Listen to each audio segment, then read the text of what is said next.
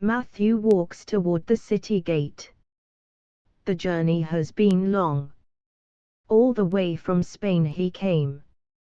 The fear he felt was so strong. Still, he couldn't figure out what was wrong. The gates were still closed. Nobody answered. The sun is shining. The reflection on the fountains are with splendor. Why then is it so quiet? Where are the noises of soldiers guarding the city entrance? Where is the sight of postmen delivering packages? Where are all the ships that should be sailing on the river? He knocks again. Nobody answers. There are 5 slaves with him. Britus, a fisherman that was sold due to his debts. Pittus, a robber who was granted royal pardon. Alina, a daughter that was disowned by her alcoholic parents. Virus, a German boy who ran away from his former slave owner. Thus, a soldier that refused orders and was condemned to slavery. There are also 2 young soldiers who guarded them on their 16-day trip from Portiscale to Burdigala. He turns to the soldiers, in Latin. Is this normal for an administrative capital sleeping like a drunk man? I haven't traveled 16 days through a forsaken desert and rainy mountainous regions to be joked like this. I'm a Roman citizen for Jupiter's sake. Go around your horses and find out what's going on and report me immediately. The soldiers depart and ride around the area. For 2 hours. They discover that the harbor is abandoned also. The small villages nearby are also empty. This is quite unusual. Did a barbaric tribe invade Gaul and wipe out the population? No, no, no. If that was the case, the city walls would have been torn down and we would see mass bloodshed everywhere.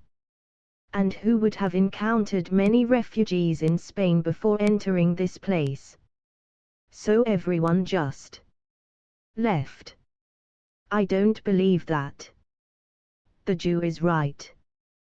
This is not how a Roman provincial capital should be. Where is the most nearby military camp? In Tolosa, that's on this road to the southeast. 2 days by a horse. 1 day by a fast chariot. We need to go there and report this. Number. Let's stay with the Jew, as our orders are. If it's an invasion indeed, Rome is already preparing for retaliation at this moment. So we have nothing to be worried about. Come, let's go back. While they were riding back, the sky turned dark.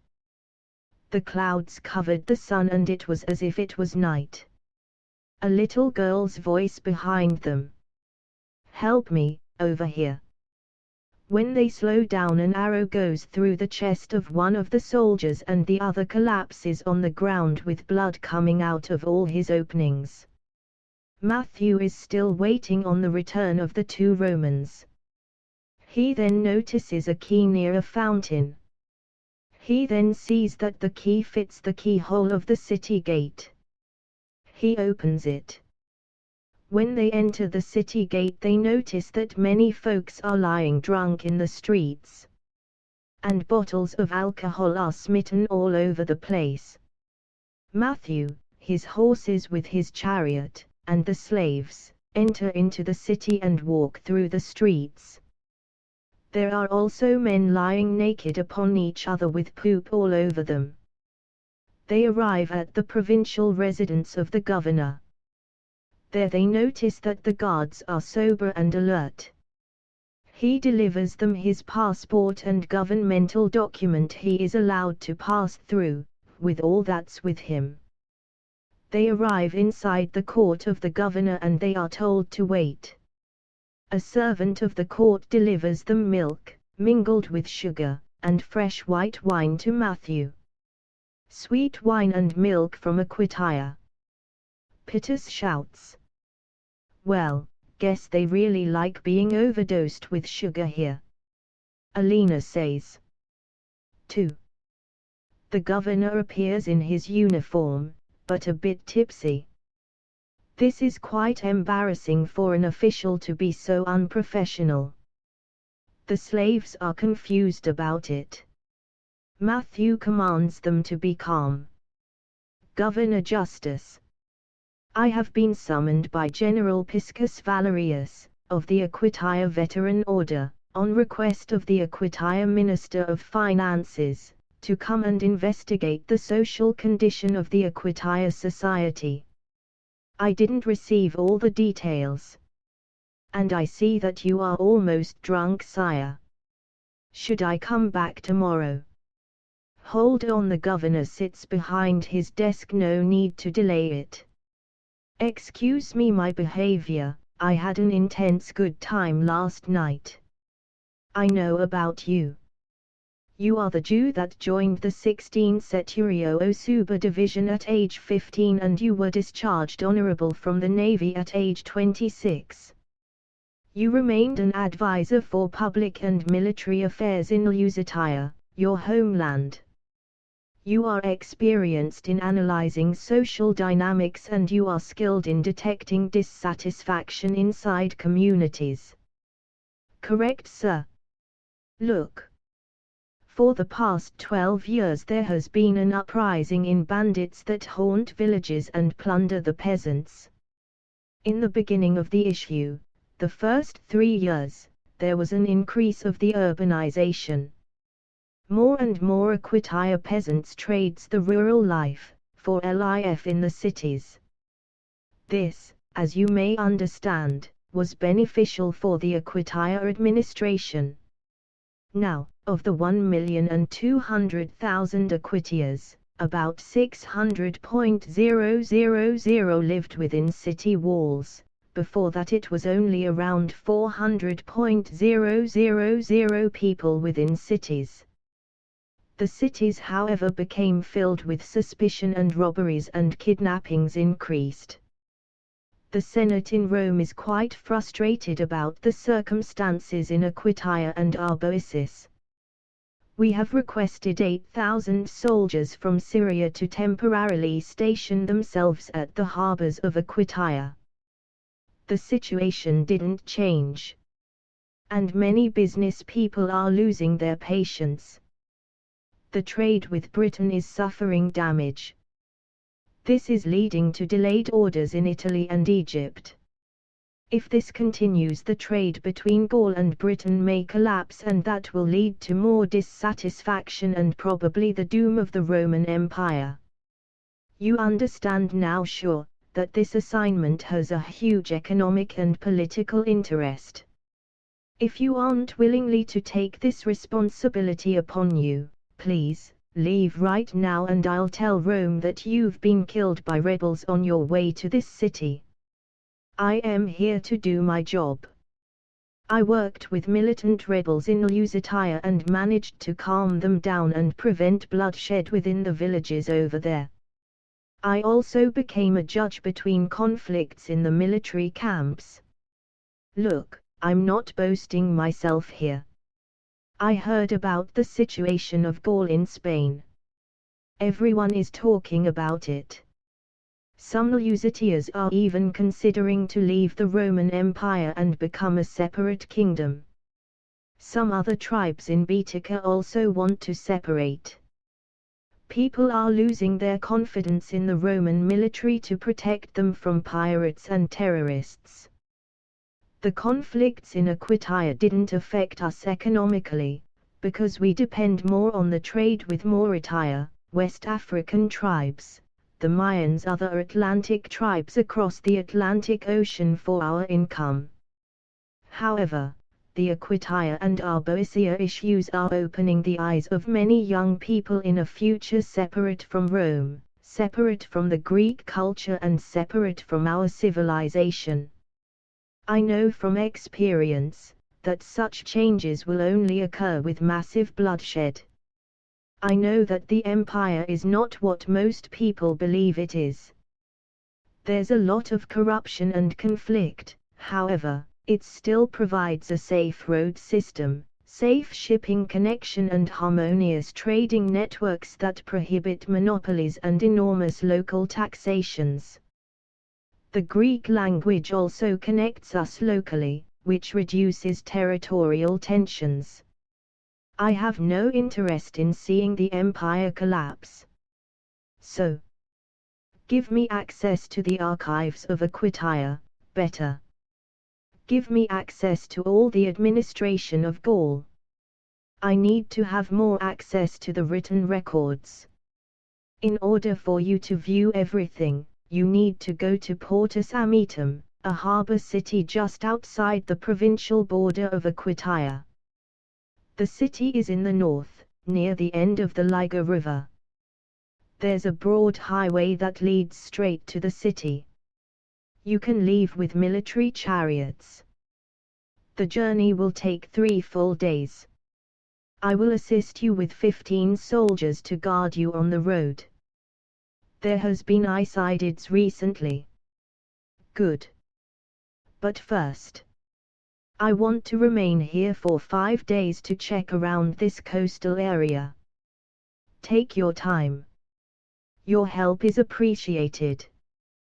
Governor, take care of yourself and bring these people in order. A drunk city is easily overtaken. Don't worry about it. And I have no authority upon the legal and civil affairs of this area. The Aquitians have their own tribal elders and a local king who regulates the social affairs. Governors aren't as powerful here as they are in Spain, Egypt and the eastern provinces. The Senate commanded me to avoid military intervention as much as possible, to protect the interest of the aristocrats who depend upon the Aquitania economy. If anything gets out of hand here, my head and those of my relatives will be cut off. Literally. So please be careful what you're doing, Matthews. Long live Rome. They salute each other with the eagle's sign. And both leave. Matthew hires 5 rooms at hostel, each one for each of his slaves. He rents a private apartment near the government's institutions. The next day everyone is over their hangover and life continues as usual. That same day, the king of Aquitania came to visit Matthew. Matthew was picked up by 7 servants and brought to the city Salomacum, at the Sigmaurs River, near the ocean, close to the border with Spain. 3. Virus and Alina are walking on the marketplace. They are shopping for some vegetables. While they were packing their stuff, an elderly man approached them. "Are you 2 companions of that Spaniard?" He was quite nosy. "Do you belong to the Hebrew from Spain?" Matthew: "We don't know what you're talking about, sir." "Excuse us." Alina then pulls Virus with her and they leave. When they arrived at the hostel, the bartender asked Virus whether they know the Spaniard Matthew. "He's just a travel mate of ours. That's all." Alina stands at a distance and overhears them. "Well, I've heard some nasty rumors about him." "Rumors?" Virus becomes interested. "Tell me. What's up with that man? Haven't you noticed that he has a bad temper?" "Yeah. He does. He often yells at people, even when it's not needed, but I think it's just his character. He probably is hurt. Don't make excuses for him. Listen, stay away from that man. He is not who he appears to be." The barsica then continues with her work, serving alcohol to the customers.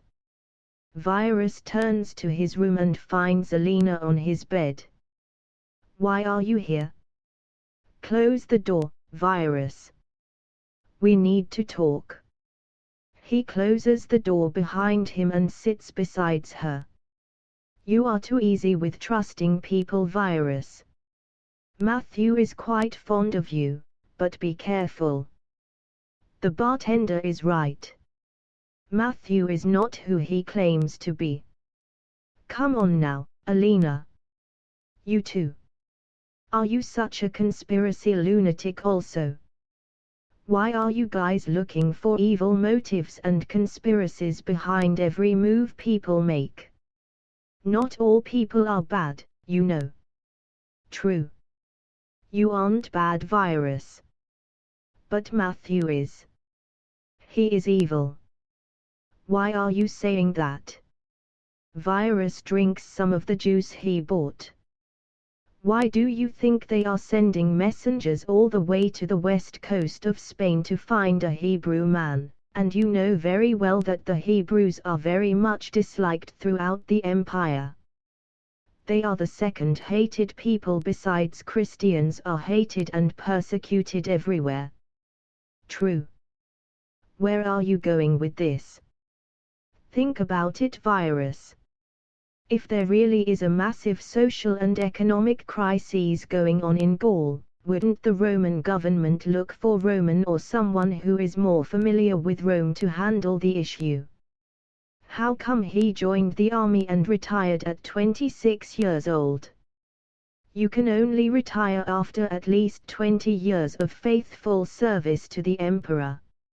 Most retired people are in their 50s, and now someone in his mid-20s becomes a respected veteran, and he is not even fully Romanized. When was the last time you heard him speak something positive about Rome? Or when did he talk about his former colleagues in the military?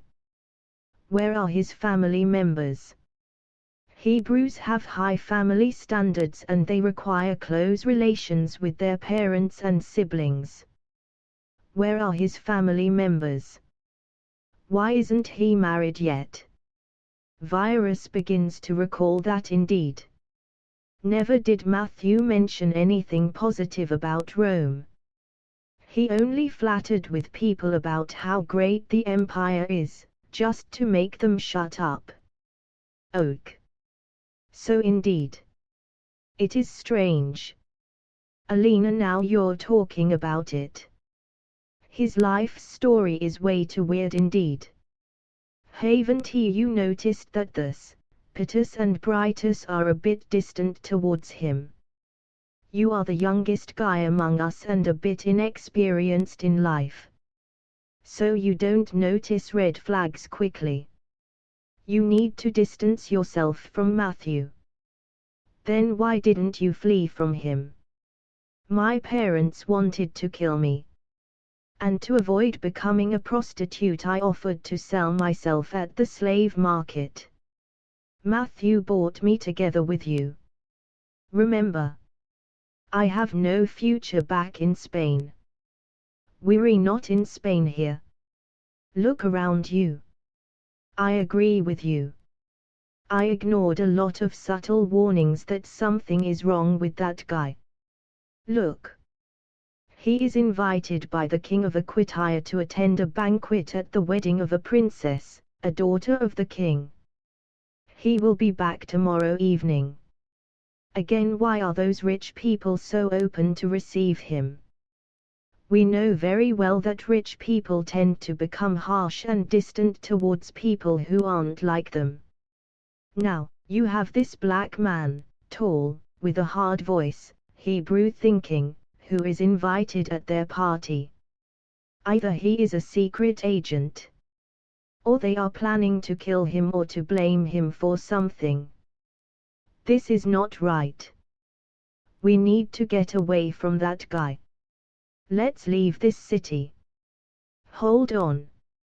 Let's wait till he returns to see where he is heading. If he is heading towards another city again, we can remain here.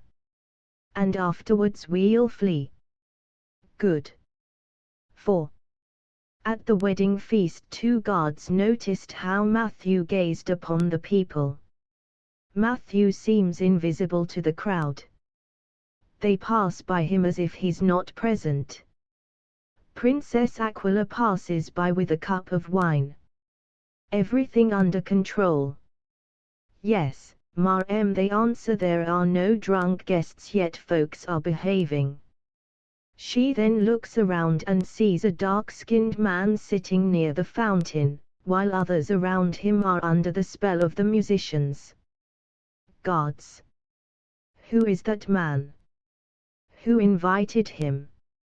She points at him, and why isn't he touched by the spell? He's a Hebrew, a former Navy member in Lusitania. He is hired by the king and by the governor to solve the gang riots in the country. Aquila immediately goes to the wife of her uncle. We need to talk, she insists, right now. Both women enter an office. So, what's this about? I want to know more about that Jew your husband invited to my sister's wedding. What's that unto you? I am asking it. It's none of your concern. By the way, you know very well that my husband is distant towards me. He doesn't even trust me, so how could I know? You're the queen consort of Aquitania. You have a lot of influence in the courts, and it's not the first time you mingled yourself with political affairs. What do you want? I am not comfortable with that man. Why? Haven't you seen him? He's not affected by our musical spell. He is quite sober and in his right mind. The musicians don't affect him. The queen becomes suspicious. That's weird. The musical spell is druidic in nature, inspired from the Egyptians. It always works unless what? Unless the charmed target has a greater power with him than those who are casting the spell. So he's initiated also. Why don't you go and find out? Me? Athalia. What's going on here? Why is the king and the governor inviting some Lusitania Jew, who's probably an outcast from the Imperial Navy, and has no close relations with us or our people? To fix problems we have here. Especially a Hebrew. You know the bad reputation those people have in the world. They cause trouble, everywhere they go. It's not that much a resolution we're interested in. Continue. Rome is aware of the circumstances here and in Arboesis. The Senate is quite upset. Especially after the treason of the former legislators in Upper Germany, 2 years ago. The harsh punishments backfired. Consequently, more people began resisting Roman rule, and about 27 rival gangs that were fighting each other in Helvetia joined and unified. Those people, around 9,000 folks, are operating with intense rage in Aquitania, Arboesis, northern Italy and Rhaetia. The prosecutors managed to arrest 2 leaders from the terrorists. They confessed to the robbery of at least 15 small harbors in Arboesis and the liberation of 200 slaves. There is no way to track all the activities of the gang. And also because more small groups are imitating their actions. What does that have to do with this Jew? Look, one of the members of the Helvetian gangs was a Hebrew legislator who worked for the administration of Rhaetia. He has infiltrated the government and released quite sensitive information about the royal houses in the western part of the empire. Also about us. That Matthew is the cousin of that man. They are from a criminal syndicate that operates in Oricum, Italy and Peoria. We are trying to get more information through this man, and we are monitoring him to see whether he is making contact with suspicious people. You do realize that? It's a huge risk you guys have taken. Inviting a possible enemy of our community into our midst. Who knows what he might be plotting at the moment? That's why he's here. It's better to keep your enemies close to you, so you can be aware what they are doing. If they are far away, you can prepare yourself against their attacks. Why do you think that Rome is befriending our dynasty? If Rome wanted, they could take over Aquitania with 5 legions and install a military dictator. At any time. But it's cheaper and easier to manipulate a population if you're using their own kin to subdue them. In that manner, the imperialist will appear as the good guys that are keeping the local rulers in order. While it's the other way around. If Rome would come directly with a military overthrow, everyone would rebel, and that will lead to chaos that will infect all of Europe. So, as you understand, we are walking on eggshells here. We can't even be sure if tomorrow there would even be a Aquitania people anymore. Who knows, Rome might decide to divide the area and arm if differently. A further division of Gaul would be too expensive, and it would take a big toll on the emotional cohesion of the people living here. I don't expect that very soon. But all right. I'll see if I can get closer to him to capture him. Behave yourself, Aquila. You're a princess of Aquitania. We must, at least for our impression management, appear moral and with dignity before the people. Why are you worried? And don't be a hypocrite. You aren't as faithful as you claim to be either.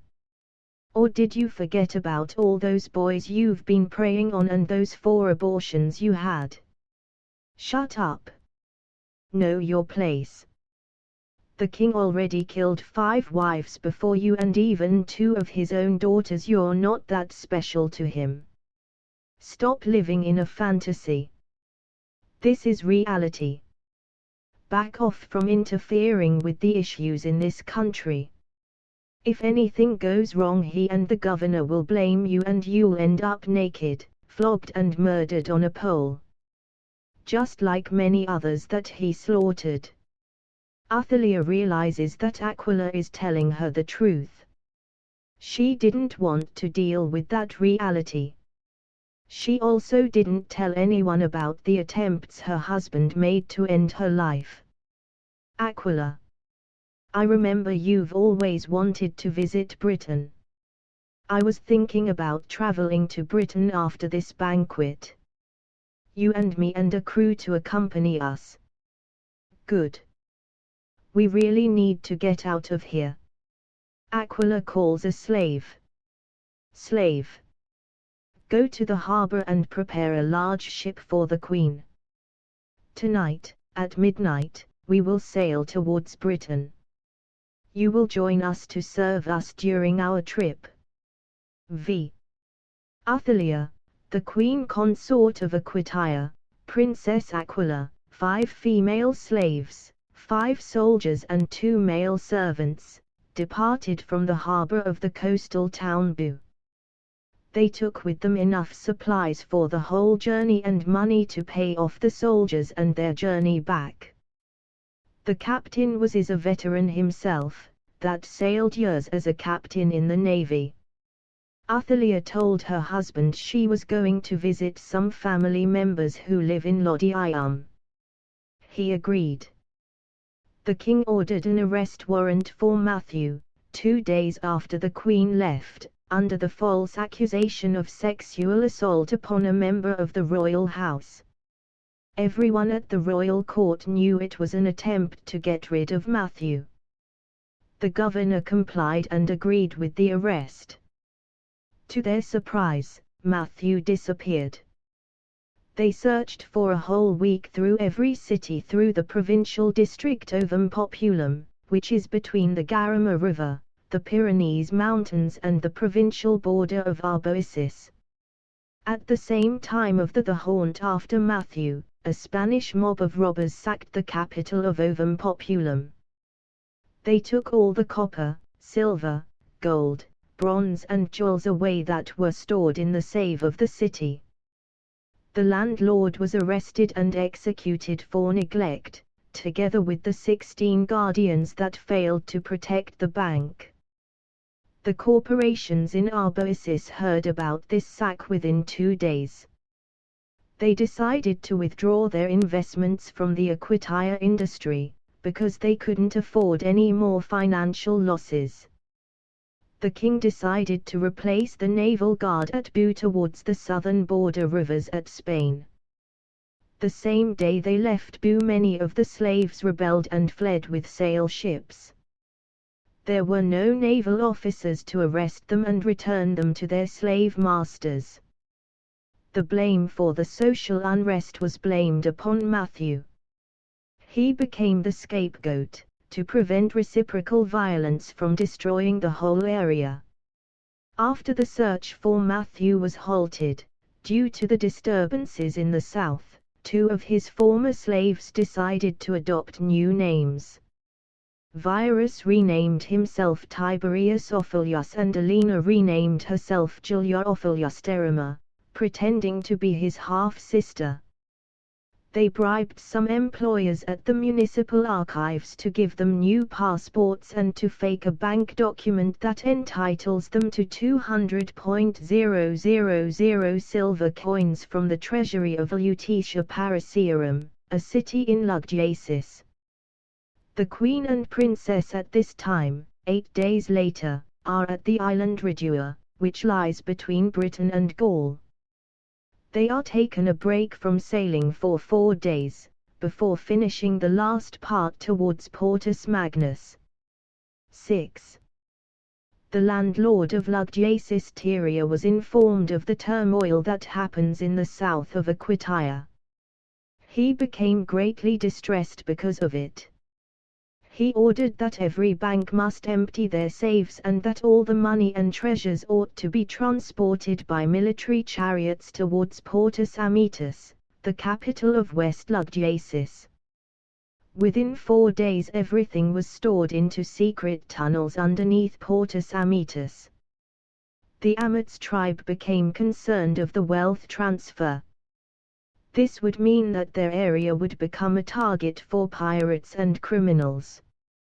During the same time, the governor finished a census in amots. The population was 126,000, of whom 3,000 were men serving in the military. The amots are a wealthy and influential Celtic tribe that's favored by Rome for their financial success, which leads to an increase in taxes for Gaul. Amots is relatively safe, because there is no criminality taking place. The elders of the amots approached the governor and asked for an alternative location for the wealth storage. The governor appeased them by pointing out that nobody knows where the secret tunnels are and that even if they found them, they would get lost and perish down there, because of the alligators and snakes that live below. The Amiti elders became convinced that their fears was irrational and left. At Portus Ametus there's also a large barn that contains a lot of alcohol. The barn has around 5,000 bottles of red Italian wine, 2,000 bottles of white Italian wine, 8,000 bottles of white Aquitania wine and 3,000 bottles of red Aquitania wine. Furthermore, there are 200 large pots filled with beer that's made in Batavia. The barn is the property of Kevius, a Amicia who made contracts with 400 farming households for their harvests. Every half year he pays 4,000 denarii at each farm for the fruits of their vine branches. He recently paid the 1.6 million denarii he owed his business partners. Restaurants and hotels frequently order alcohol with him. The governor restricted the import of alcohol, due to the rising problem of alcoholism among the troops and the middle-class citizens. Alcohol abuse already caused around 539 fights past year, which led to 79 deaths. Kevius will leave for a family visit and he hires a manager to manage the corporation as long as he is away. That manager is Syrios, a Greek employer that migrated from Crete and married a local Amiti girl. This was to avoid prosecution for serial theft on his home island. It is now 18 days after the departure of Aquitania queen consort and 14 days after the sacking of As Populus. Two women entered the barn, both are quite tall.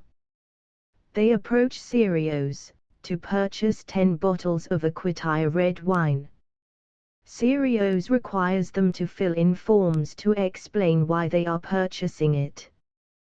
One of the ladies, who calls herself Dia, fills in the forms and explains that they have a local festival approaching within a week and they need to wine for the party.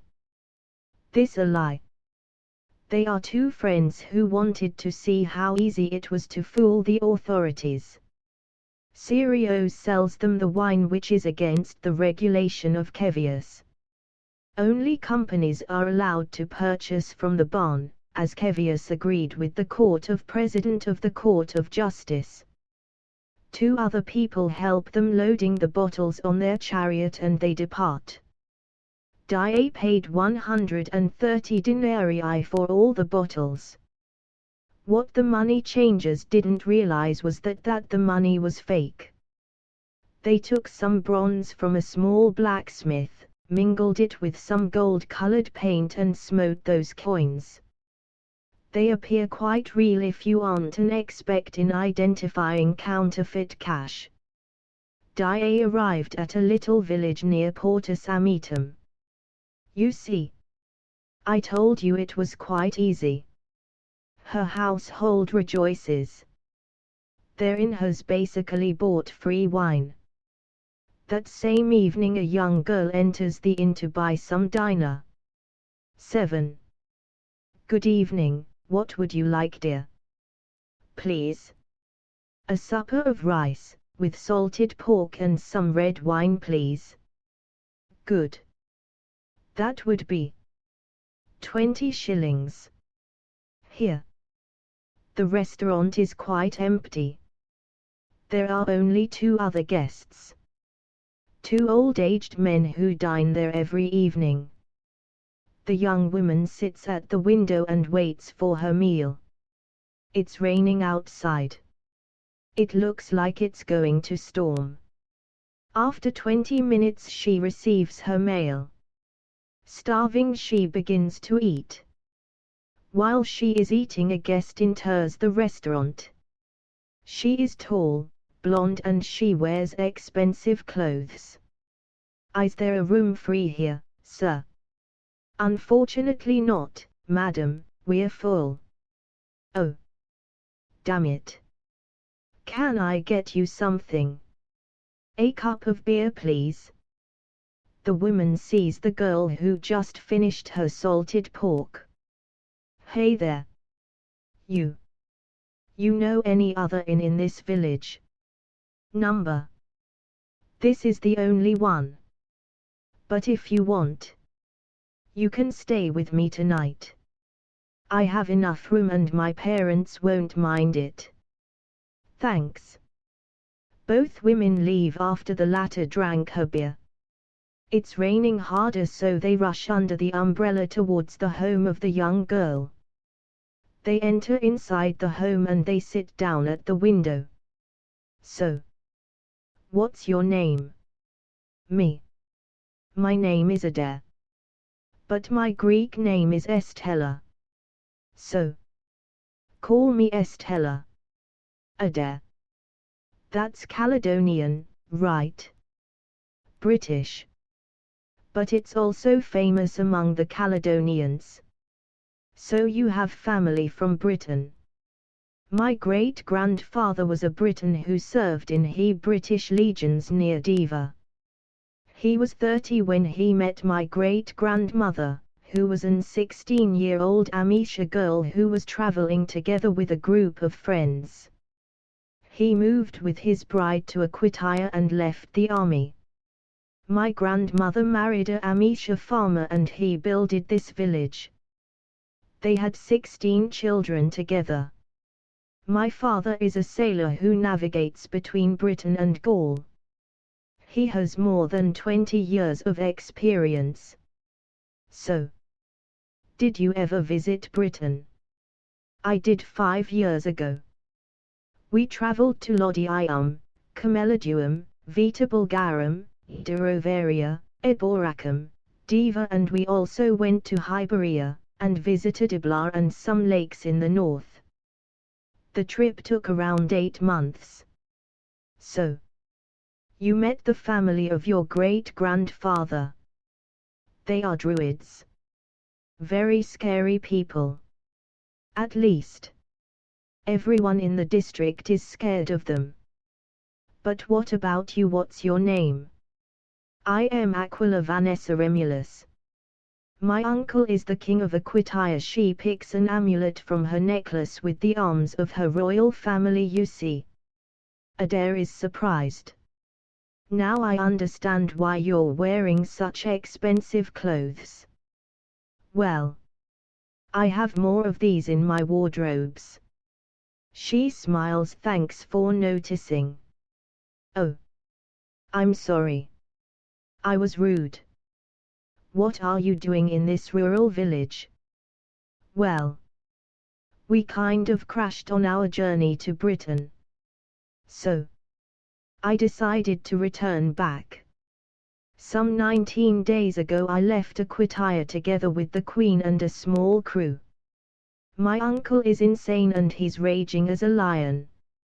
At the wedding of my sister he invited a possible terrorist to clean up the mess in his kingdom. So and the Queen wanted to go to Britain for a while. For some months. Till the circumstances would calm down in Aquitania. I mean, till her husband might repent of his violent behavior. How did you crash? Where is the Queen?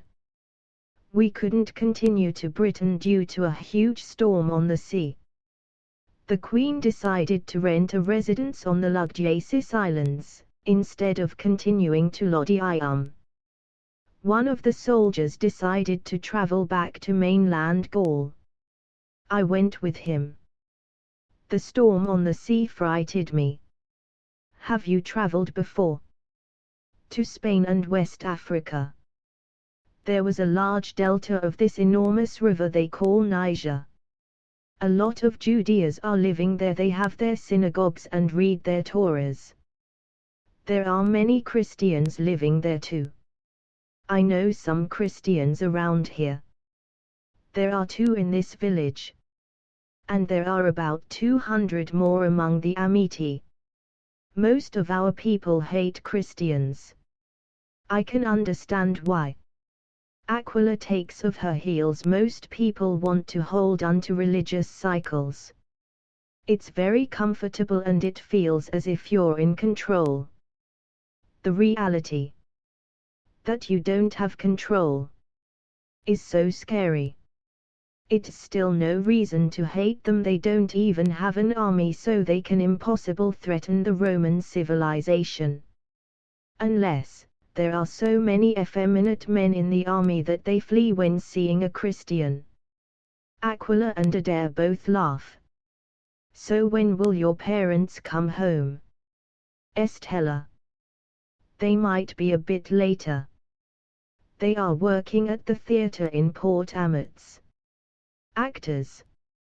Yes, indeed. They can act very well.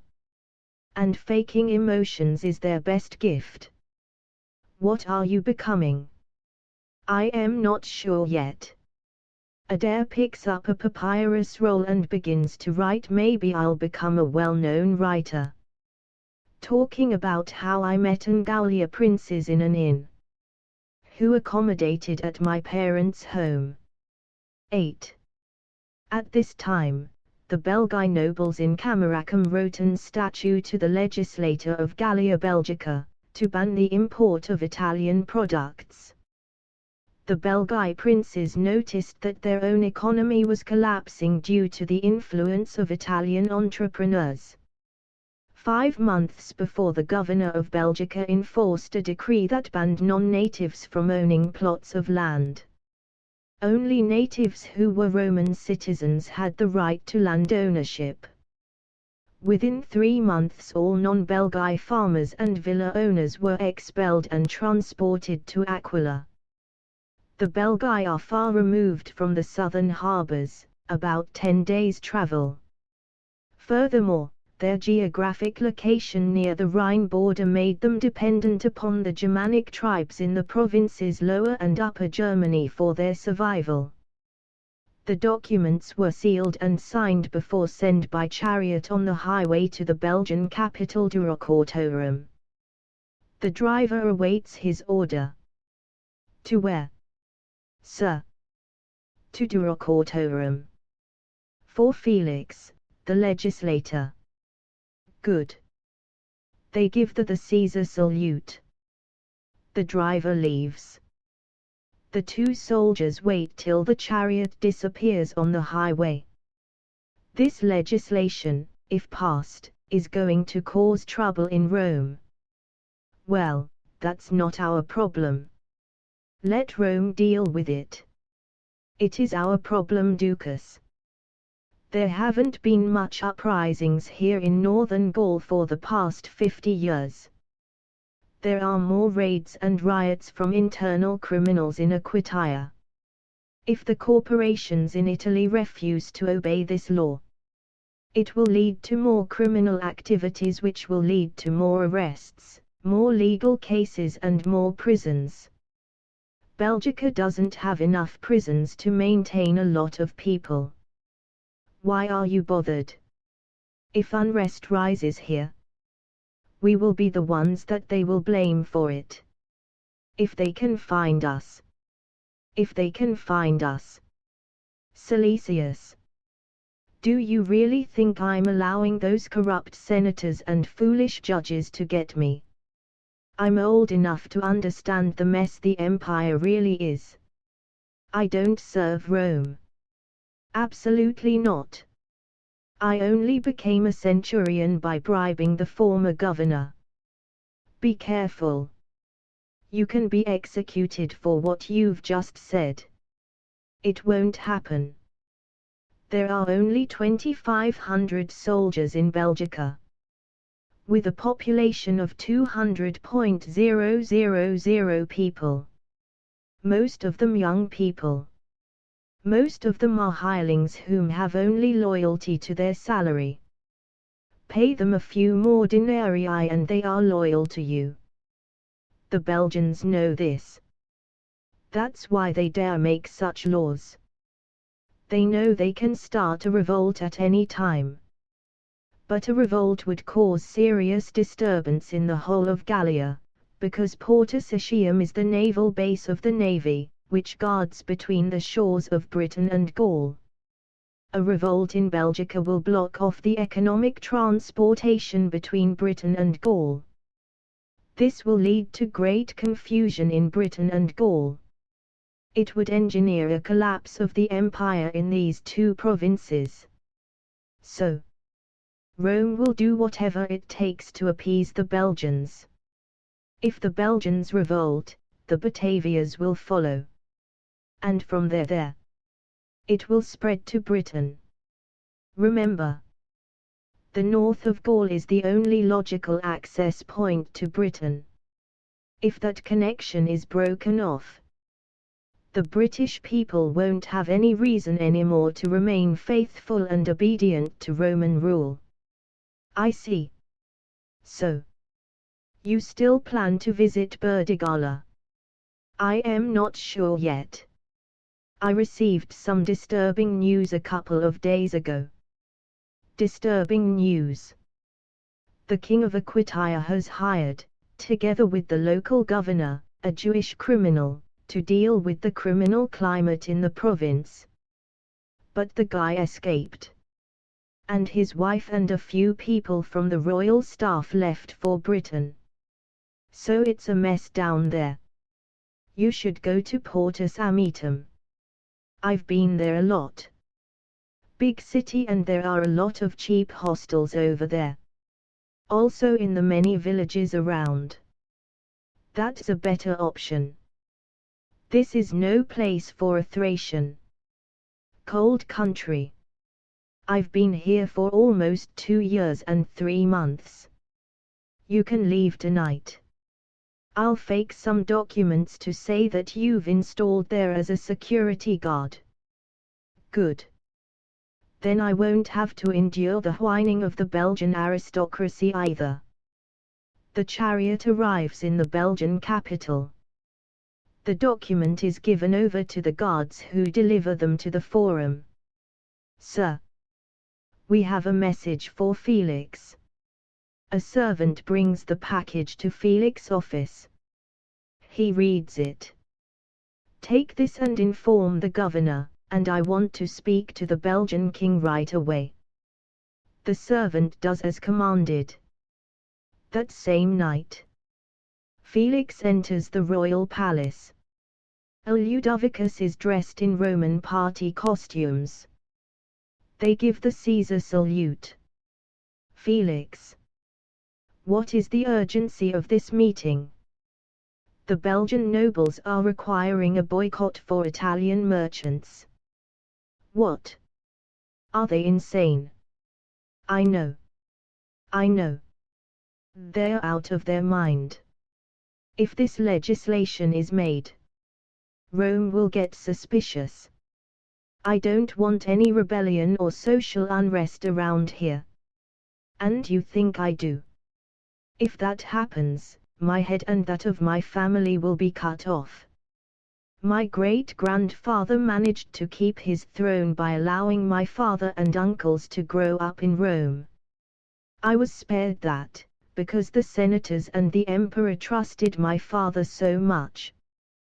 Why do you think I've spent so much money in building new villages, and why do you think I hired so many construction companies from Rhaetia to construct new vineyards? I'm confirming my solidarity with the empire, and I'm appeasing my people with prosperity. They are not satisfied. The reason why Rome is sending so much Italian people here is to discourage any form of nationalism. I agree with my people. The Italians have a very big country in the middle of the Mediterranean Sea. Why don't they build more cities and villages over there? Why coming all the way to our lands, marry and breed with our women? The Italians will certainly not allow us to go over there and do the same. That's because that's Italy. It's Rome's way to display their supremacy. Rome has no supremacy. Of all 8 million Italians, at least 3 million are slaves and dissatisfied with their country. That's why many flee. Slaves fake passports and take false identities. And using their fake Roman citizenship to get their way around here. We are aware of it. They can't even guarantee the happiness of Italy, their own natives, so how can they secure the happiness of the whole world? What are you going to do about it? Felix expresses his concern. You are the one they will blame for all of this. You know how heartless those politicians are. I know. I know. Look. Go to Lugdunum. It's the administrative capital of all of Gaul, and it has a direct and fast connection to Rome. Report that we need more slaves for our farms. Rome will send many of their homeless people who are ruining the streets of their capital.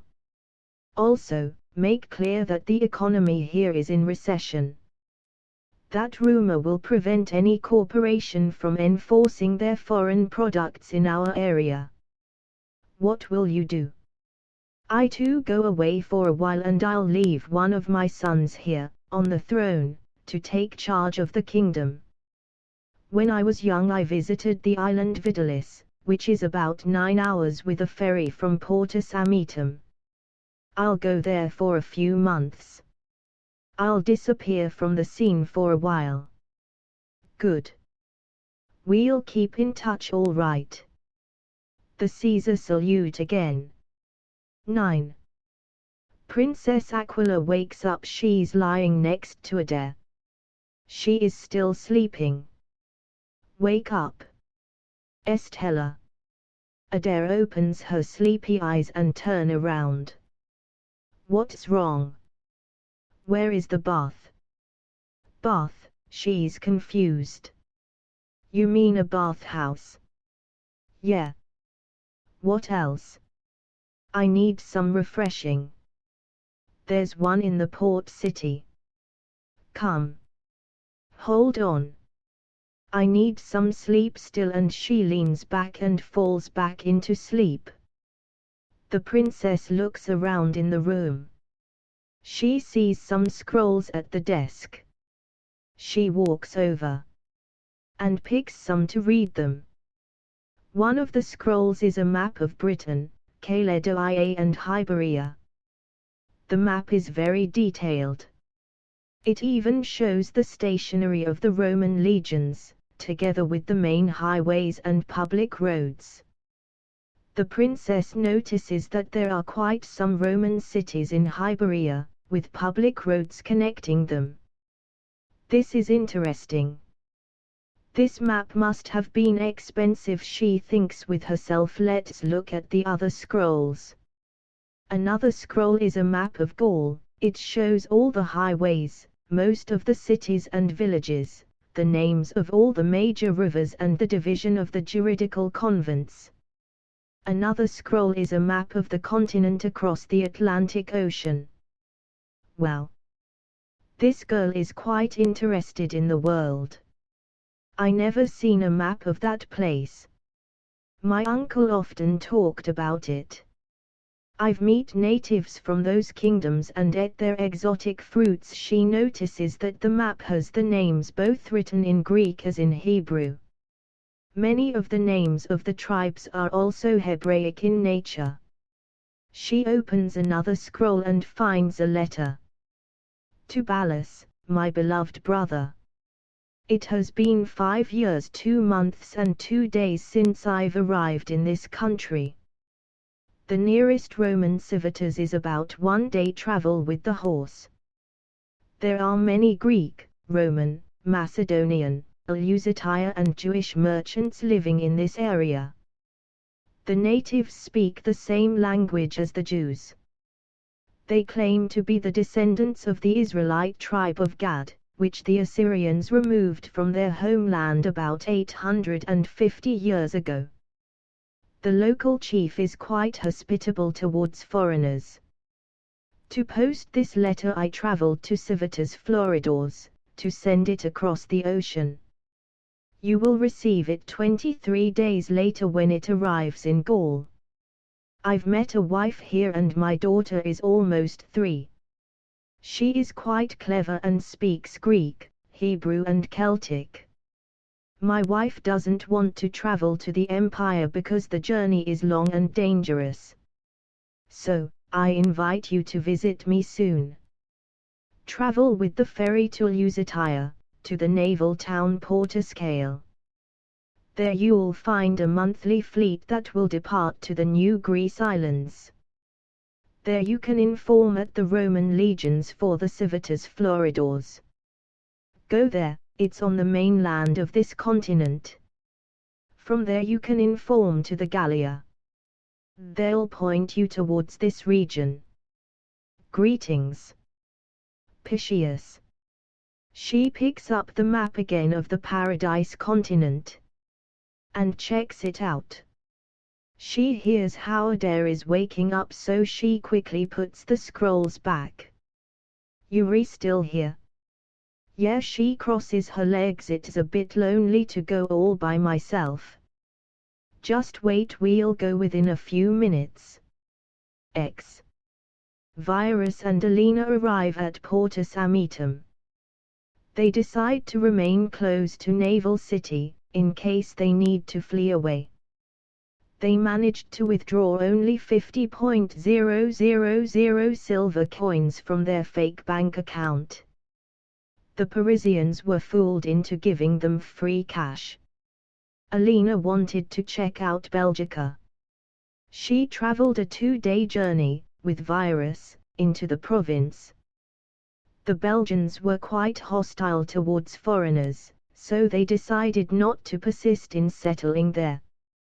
They paid a merchant's ship to arrive quickly in Porto Samitum and drop them off.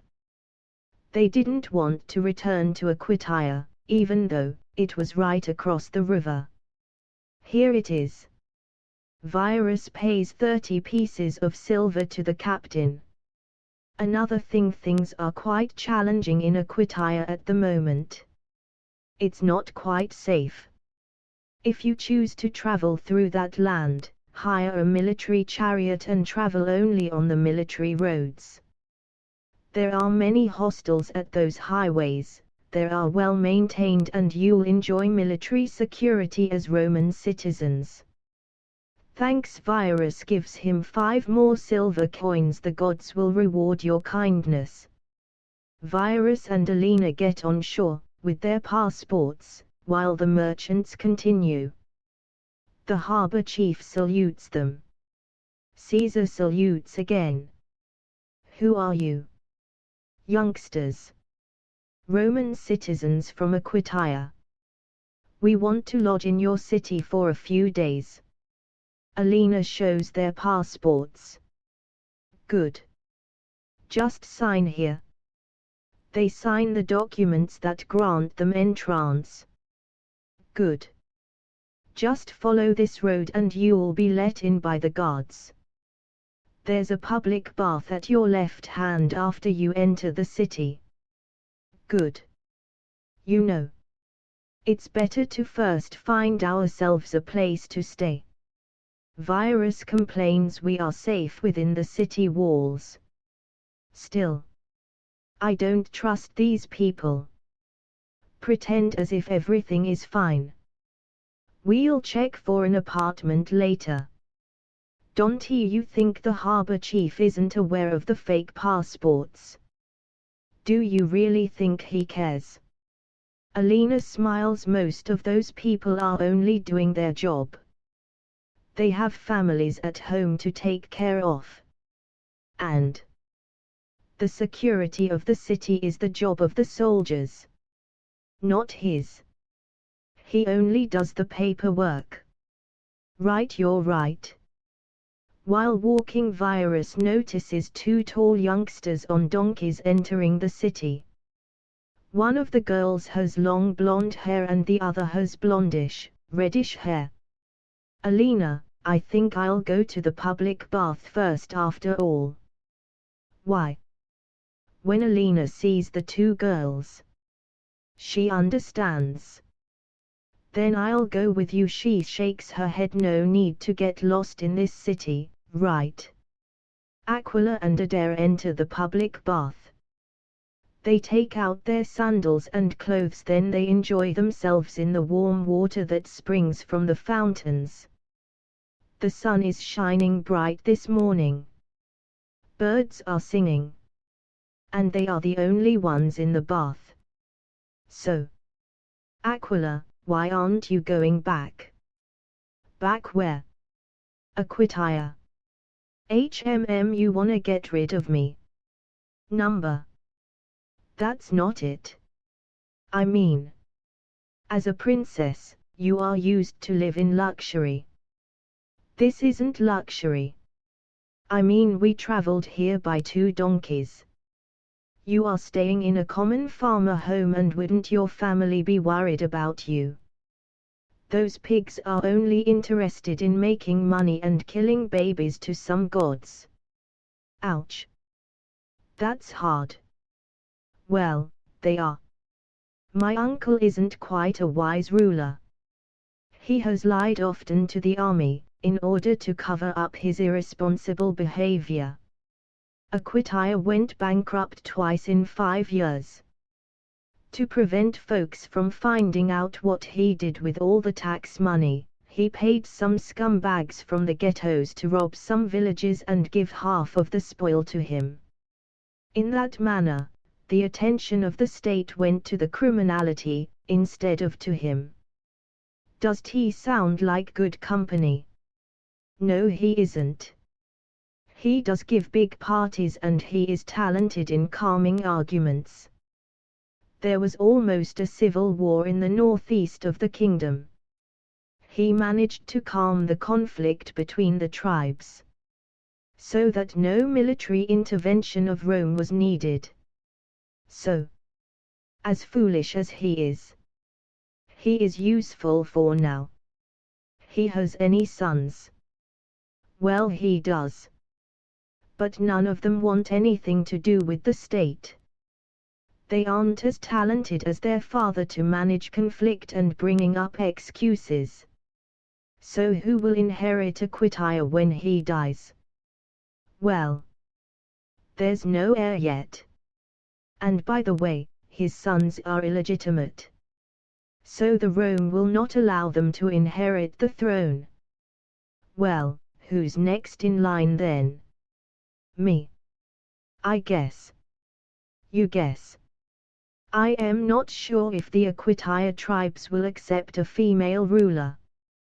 And I don't have the patience to endure all those fights, arguments and rivalries among the people. I get a headache of it. Why don't you marry with some noble man from another part of Gaul?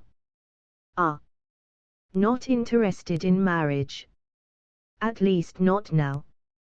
I'm a bit tired of living at the royal court and to deal with all the bullshit over there. I just want to be free. Free. Like you are. You have no worries. Living as a peasant isn't easy, you know. Living as an aristocrat, an elite members is nasty. And I know it from experience. Seriously, believe me. You have no idea how fortunate you are. So, you will live in amost then? Probably. I'll remain with you for a while, it's comfortable. Just don't let anyone know of your background. Folks here are quite snobbish. And greedy for money. Some people will do the weirdest stuff to get money. Even if it means taking you as an hostage. So, just tell them you're a daughter of a local merchant. A local merchant. But I don't even speak the local language. Just do it.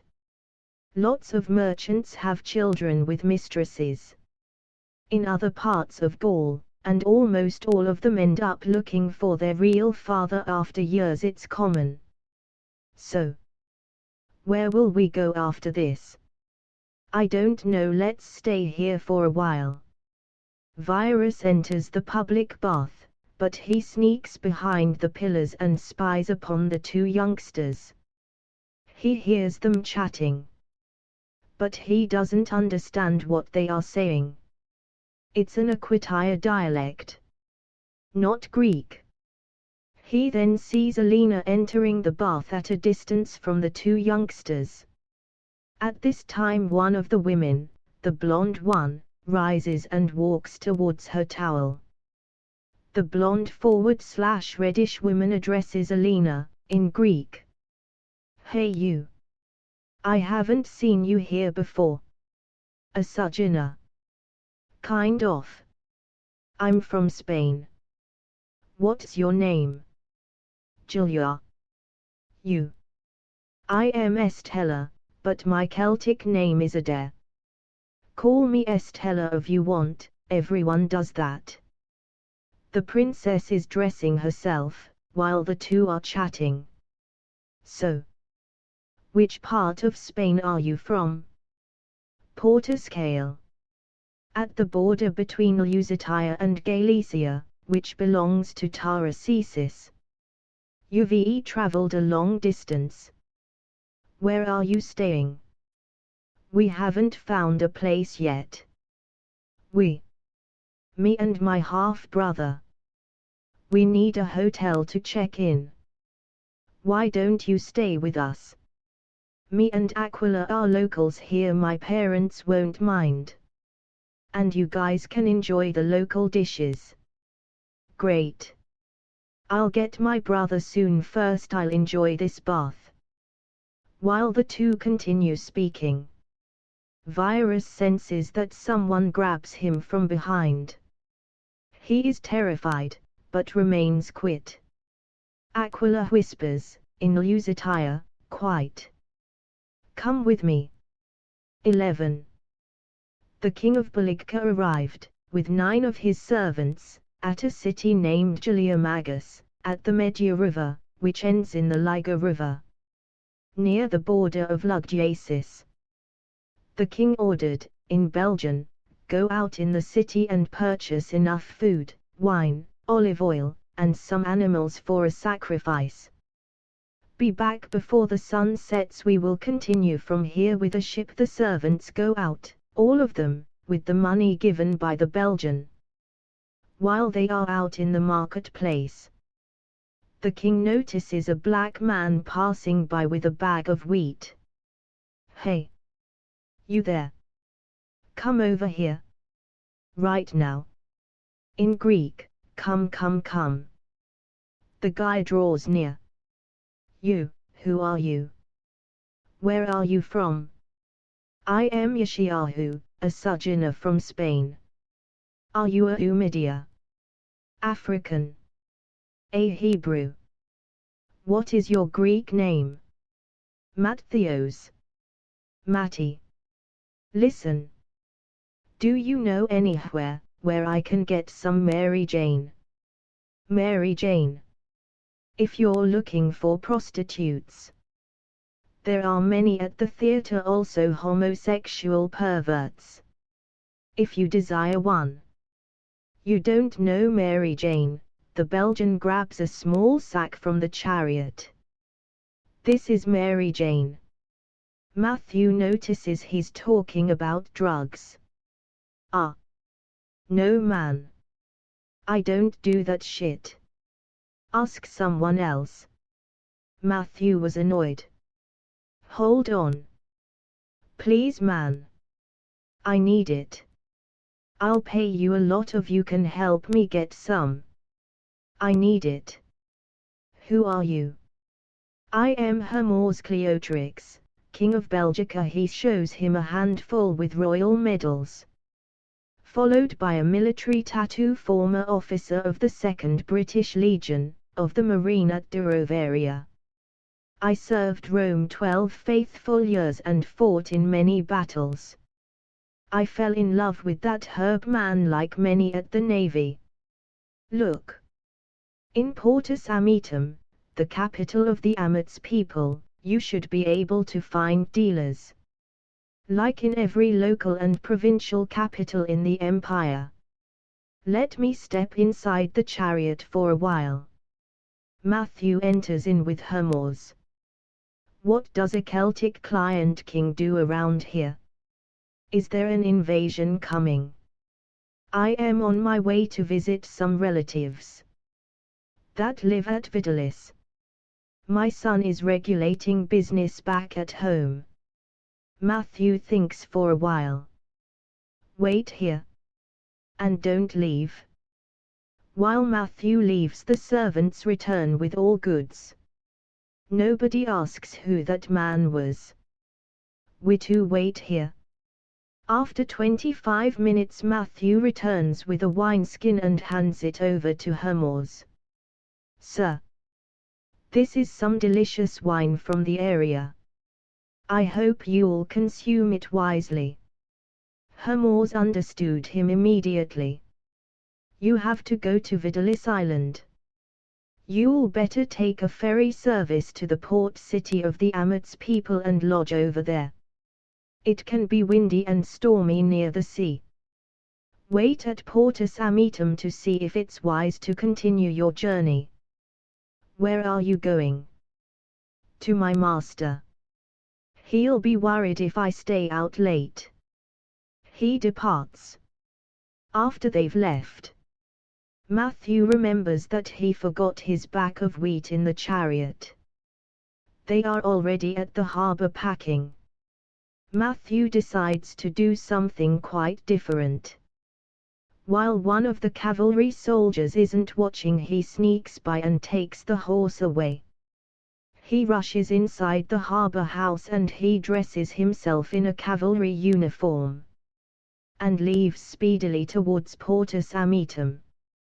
When the soldier notices him departing, it's too late. "What are you doing?" Virus whispers. "This is." "Come." Aquila interrupts him. "Trust me." They both go to the back of the public bath. Before Virus understands what's going on, he's smacked against the wall, and Aquila forces her tongue into his mouth. 12. The major of Portus Amitus received a warning from the guards that two suspicious young people entered the city. The major sent 2 spies to follow them and to report their every move. Furthermore, when the major walked through the city last night, he noticed a black soldier that arrived, claiming to be from a Belgian division near the border with Germany. He informed the soldier after his name. His name, he said, was Matthios Prifortheos Beros from Spain. He did have all the Roman ways of interacting and he knew the secret handshakes within the army, therefore the major believed him. That same evening, 10 men arrived to lodge in the most expensive hotel of the city. The authorities reported that it was the king of Burdigala. After hearing this, the major became frightened. He felt as if something bad was about to happen. So he assigned another 3 spies to follow the Belgian king and his crew of slaves. Further, he sent a message to the administrative center in Lugdunum to report all of it. "Open the gate. I have a message for the major." He enters. Knocks on the door. The major opens. "Portus. It's quite late now. You told us to report everything to you, didn't you?" "Good. Come in." He stands in the hall. "What did you find out?" The young man and young woman entered the city with false passports. "I've spoken with the harbor chief and he confirmed it. They claim to be half-siblings from Spain. Furthermore, they hung around the public bath and the library today before leaving in the late afternoon. They lodge at a village 5 miles removed from the city, near the forests. They remain at the village that was established by a British druid, 74 years ago. I believe the village is named Vada. The great-granddaughter of the druid is living inside the village. She was in Portus Amitum today, with a blonde woman. All the young people remain in a farmhouse. They traveled by foot and donkeys." "What's the name of the great-granddaughter of that druidic founder?" "According to the peasants at the hostel, her name is Adair, but her Greek passport name is Estella. Her family is Emeshia. She's a descent of the druid through her mother's side. I entered the city archives and found out that the property belongs to Prasidesius Elias, who married Priscilla Baellus, the granddaughter of the druid. Their daughter Estella Moriela Elias Baellus is the heir of the whole village and of a villa on Vitalis Island, who is being guarded by a British family that rents the place for now." The major is intrigued. "So this Estella is a very wealthy young woman and she received those 2 strangers in her house?" "Yes, she did. It's a bit unusual. The parents of the girl are often away from home and she is often seen all by herself at the farm.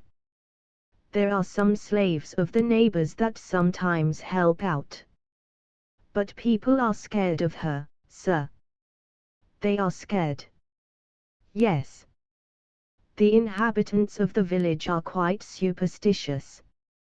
They claim she is involved in magical practices and that she casts spells on the village. We figured out that these suspicions aren't anything new. Since her great-grandfather founded the village 74 years ago, the rumors began. You know the name of that great-grandfather? Ballos. He didn't have a last name. When he received a Roman citizenship in the army, he named himself Simon Petrus Ballos. But his nickname was Ballos. After 15 years' service he retired and married a local 15-year-old Amish girl, who was the daughter of a local convict who was sentenced for theft and fraud. Ballos founded the village when he was 36 years old, with money from Britain. The first inhabitants were poor peasants that found a job at Ballos. After 10 years the peasants left and former slaves took over the houses that were built and they became free citizens. Ballos died at 89, leaving 12 children, 3 daughters and 9 sons. He received a military burial in Britain, near the city Diva. One of his sons, Litus, married a Amish slave girl, and begot 9 children, 2 sons and 7 daughters. One of those daughters is Priscilla Ballos, who has become the heir of this part of the family estate. She legally left the estate to her daughter 4 years ago. Because her husband is a Amisha, Estella is not entitled to the estates in Britain. Estella is 19. Simon Ballos. I remember, when I was a kid, my father talked about that guy. I was only 8 years old and it's already 45 years ago.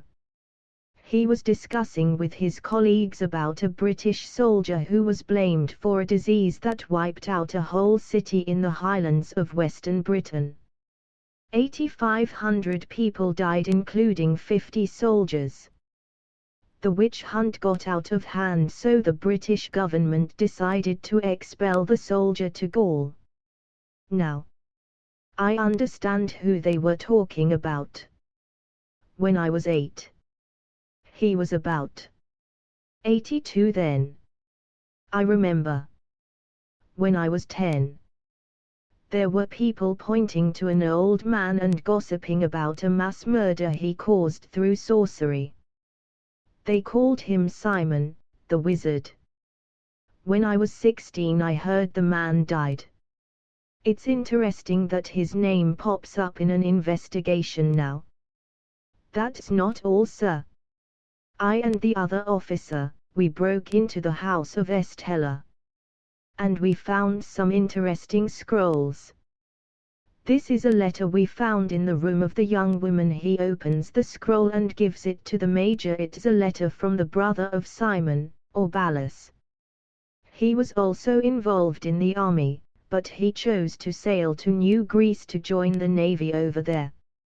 He was fired from the army short afterwards for becoming addicted to white powder. I don't have the full information available here. What this letter makes clear is that the brother married a native and had a daughter over there. And I also found out that the reason why Ballos didn't have a last name was because he wasn't a native British. Then what was he? He was an half Hebrew, from a Hebrew Christian, who begot him with a Druid witch. That explained his tanned color. He was not accepted by his British family and he had a very isolated and sad youth due to the pagan religion that conflicted with the Christianity of his father. His father later married another woman, this time a Hebrew from his own tribe, and he had 5 more children. His father was murdered by the state for being a Christian and 3 of his other children were drowned in the Thames River as an example to deter converts to Christianity. One son was sold as a slave and the other joined the army, but requested to be positioned in New Greece. His brother, who called himself Piscius, in Greek Piscios Beros, is rumored to have visited Lusitania several times in his life before being murdered at age 69 by Mayan pirates. That's about 48 years ago.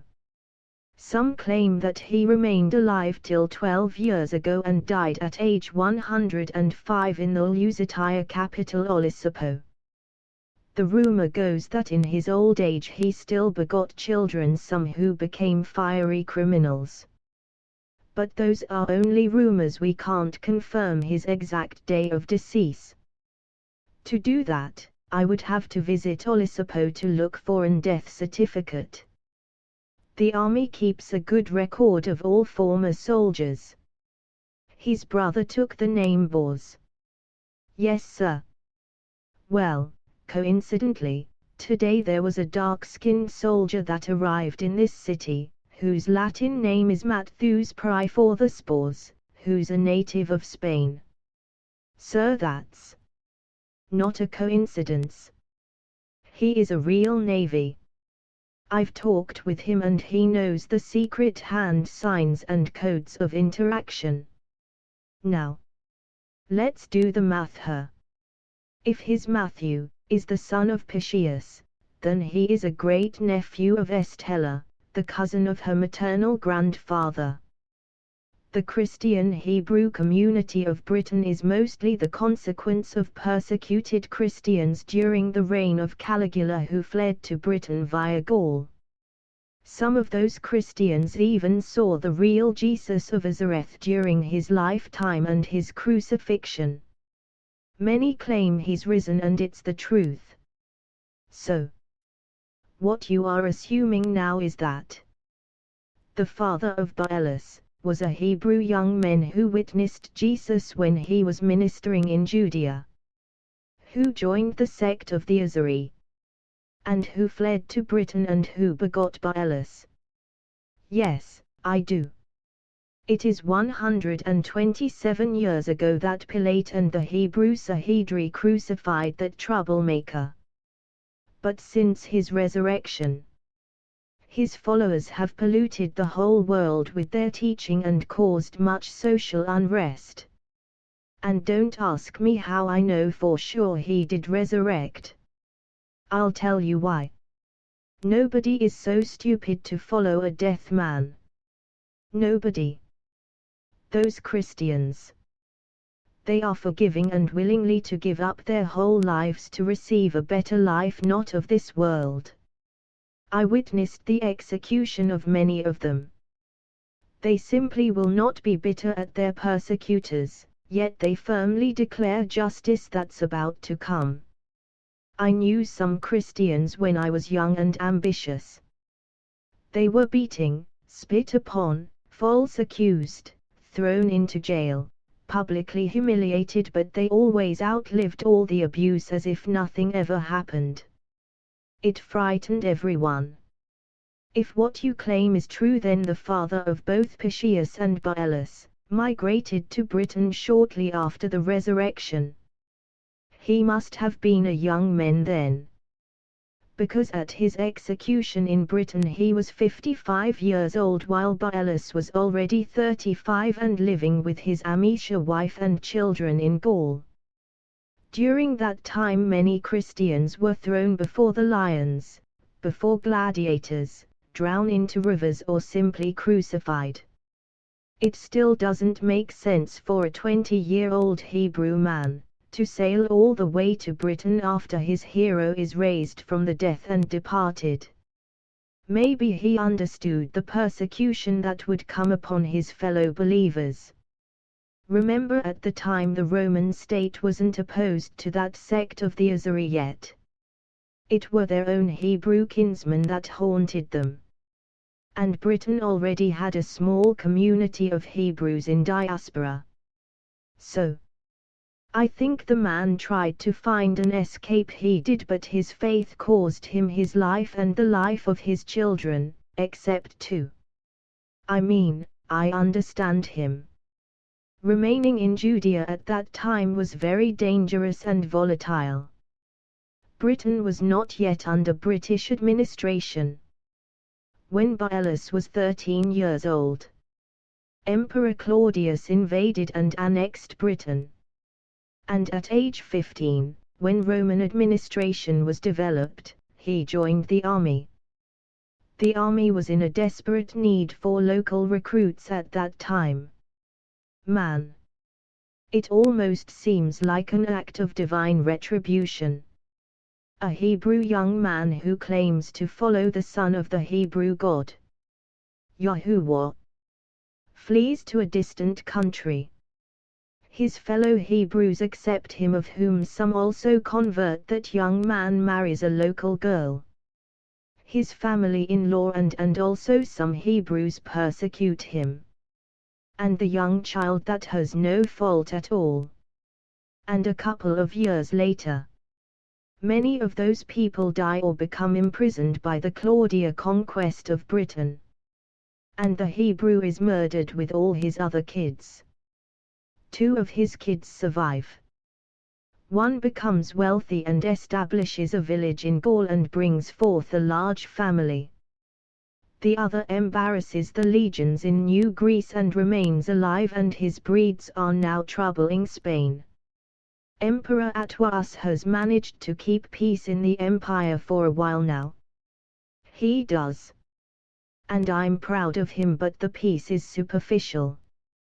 Just look at Aquitania. It's a true mess down there, but nobody wants to discuss it. Sir, what do you want me and my colleague to do with those young folks in the village? Return this scroll to where you found it. And keep an eye on them. I already have someone who's spying on Matthew, if that's his real name. I don't trust those folks. 13. Pretend to be my lover, Aquila commands him. I to explain later. She continued to kiss him. Take off your clothes. Now. Virus obeys. They enter together into the bath. At the amazement of Adair and Alina, the princess wraps herself around his back. So your little brother has a new mistress? Shut up, the princess shouts. He's my love. She bites him softly in the shoulder. All 3 ladies begin to laugh hysterically. After 2 hours, Adair leaves the bath. I too go to the forum, to buy some fruits. Who wants to join me? We all will. Yes, we will. Let's go. I am hungry. The 4 youngsters leave the public bath. When entering the marketplace, the princess notices that there's a black soldier that's riding around on his horse. She leaves her friends behind and approaches him. Soldier, why are you marching around? Is there impending danger? The soldier stops and steps off the horse and takes off his helmet. There's no danger, beloved. Don't be afraid. I've arrived with a message for the city council and it's delivered. There's a Belgian prince accommodating in this city and I've informed the government to take good care of him. Ah! Do you enjoy grapes? She smiles. Come with us. He puts away his horse and follows her.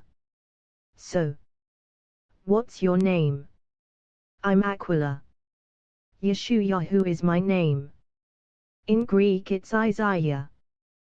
But I've chosen Matthew for my Roman citizenship. So call me Matthew. You weren't born a Roman citizen. I was born in a Roman city in New Greece, called Municipium Bonovista Agrippia. It's 29 days by sail ship from Olisipo, capital of the Lusitias. I later migrated to Lusitania, where I joined the army at an early age. Because of the slow administration, I adopted the name Matthew. Ah! I understand. So, what's your story?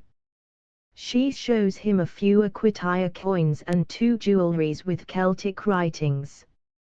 Aquitania coins. Matthew looks surprised. Where did you get these? I am Aquitania, a niece of the tribal client king of Aquitania. My father is a member of regional committee that regulates the Aquitania industry. He married my mom, the sister of the present king, while he still served in the army. So you're royal?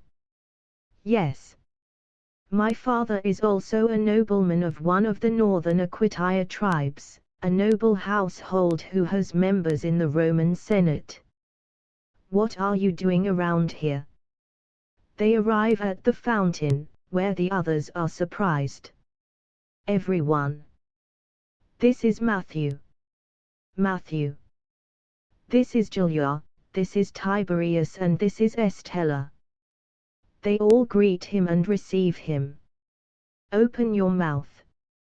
She picks a bunch of grapes and drops them into the mouth of the soldier.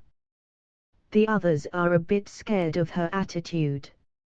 Soldiers are highly regarded throughout the whole empire. Her behavior is considered rude and disrespectful. A group of older men at the market see what happens and they are shaking their heads. I think some folks are not happy with your actions, Aquila. Who cares? Come, let's go to the library. What for? I want to read something interesting. Come. Everyone follows. And Aquila grabs Virus, also named Tiberius, and walks side by side with him. At arrival at the library, Matthew notices that there are 2 men who constantly following the group of youngsters. When they notice that he's seeing them through, they back off. The youngsters sit down at a table, where they drop their groceries. The librarians aren't aware of it. Foods are forbidden in there. Excuse me.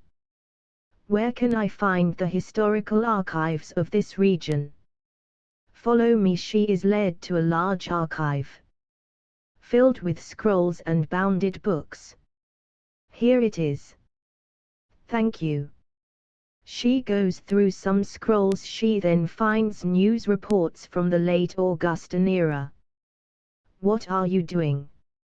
Virus arrives. Sit down and help me out. He unrolls a few scrolls. Look for anything about Hebrews of Jews. That's a bit broad. I need a certain name. The last name is Baelis. But everything that relates to Jews are welcome. Let me get the others. He stands up. It may go faster. All right. When the others arrive, they read through the scrolls. Hold on. I found something here. Adair mentions. In the year that King Herod of Judea, the son of the Edomite legionary Antipater, died, a group of Jews from Bethlehem arrived in Massalia, Arboisis. They requested for asylum with the report of the slaughter of 840 young male children in Bethlehem, by the order of King Herod. The man who applied for asylum was named Barthus, and he adopted the last name Vias. He arrived with his 14 children, together with 15 other refugees. They receives a residence in the city Portus Martius, which is near Massalia.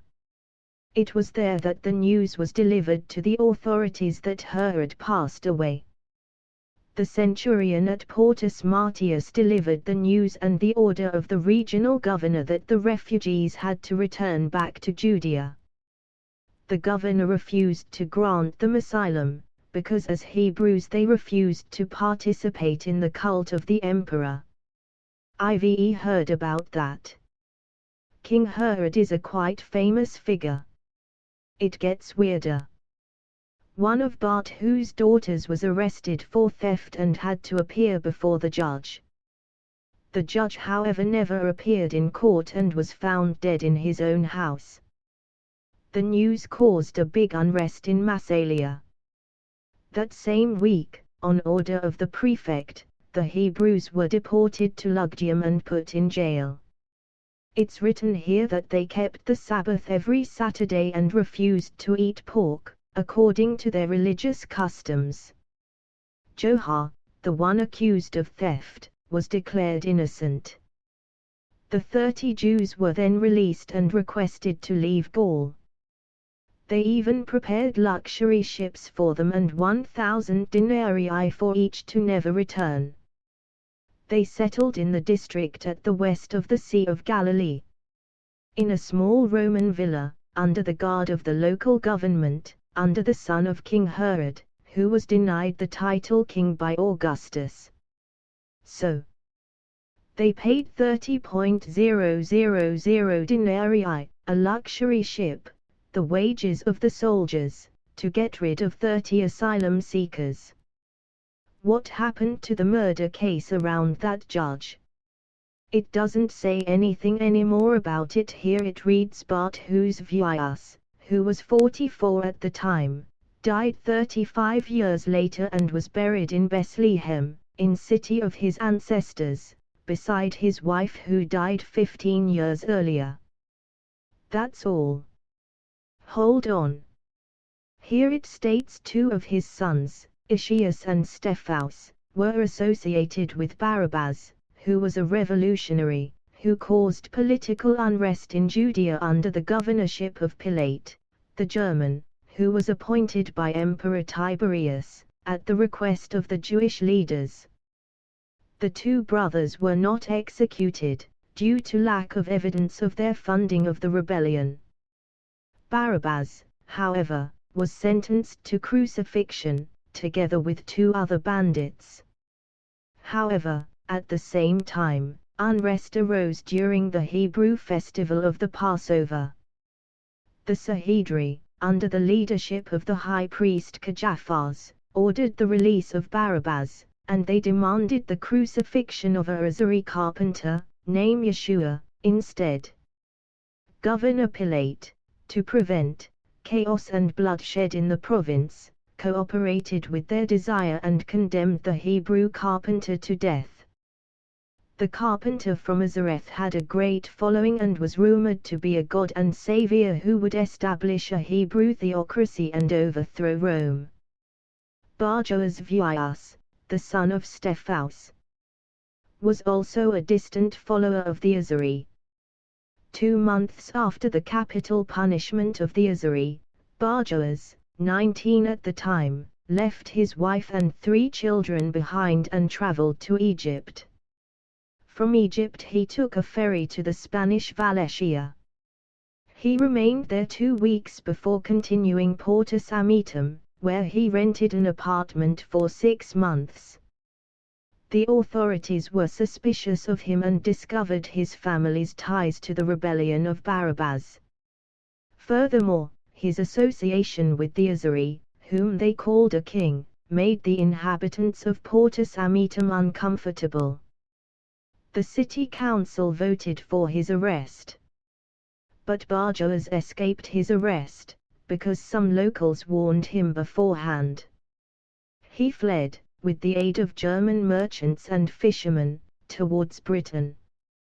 The marine was able to arrest the merchants for helping a wanted criminal, each to them was fined 200 denarii. They were expelled and forbidden to ever trade in Gaul again. Barjoas was never heard of again. The authorities had sent spies to the tribal kings in Britain asking for him, but because Britain was not a part of the empire, no arrest could be made. Well, strange history. I found something too. Virus shows his scroll. Let me read. After the death of Emperor Augustus, the new Emperor Tiberius decreed another census upon Gaul.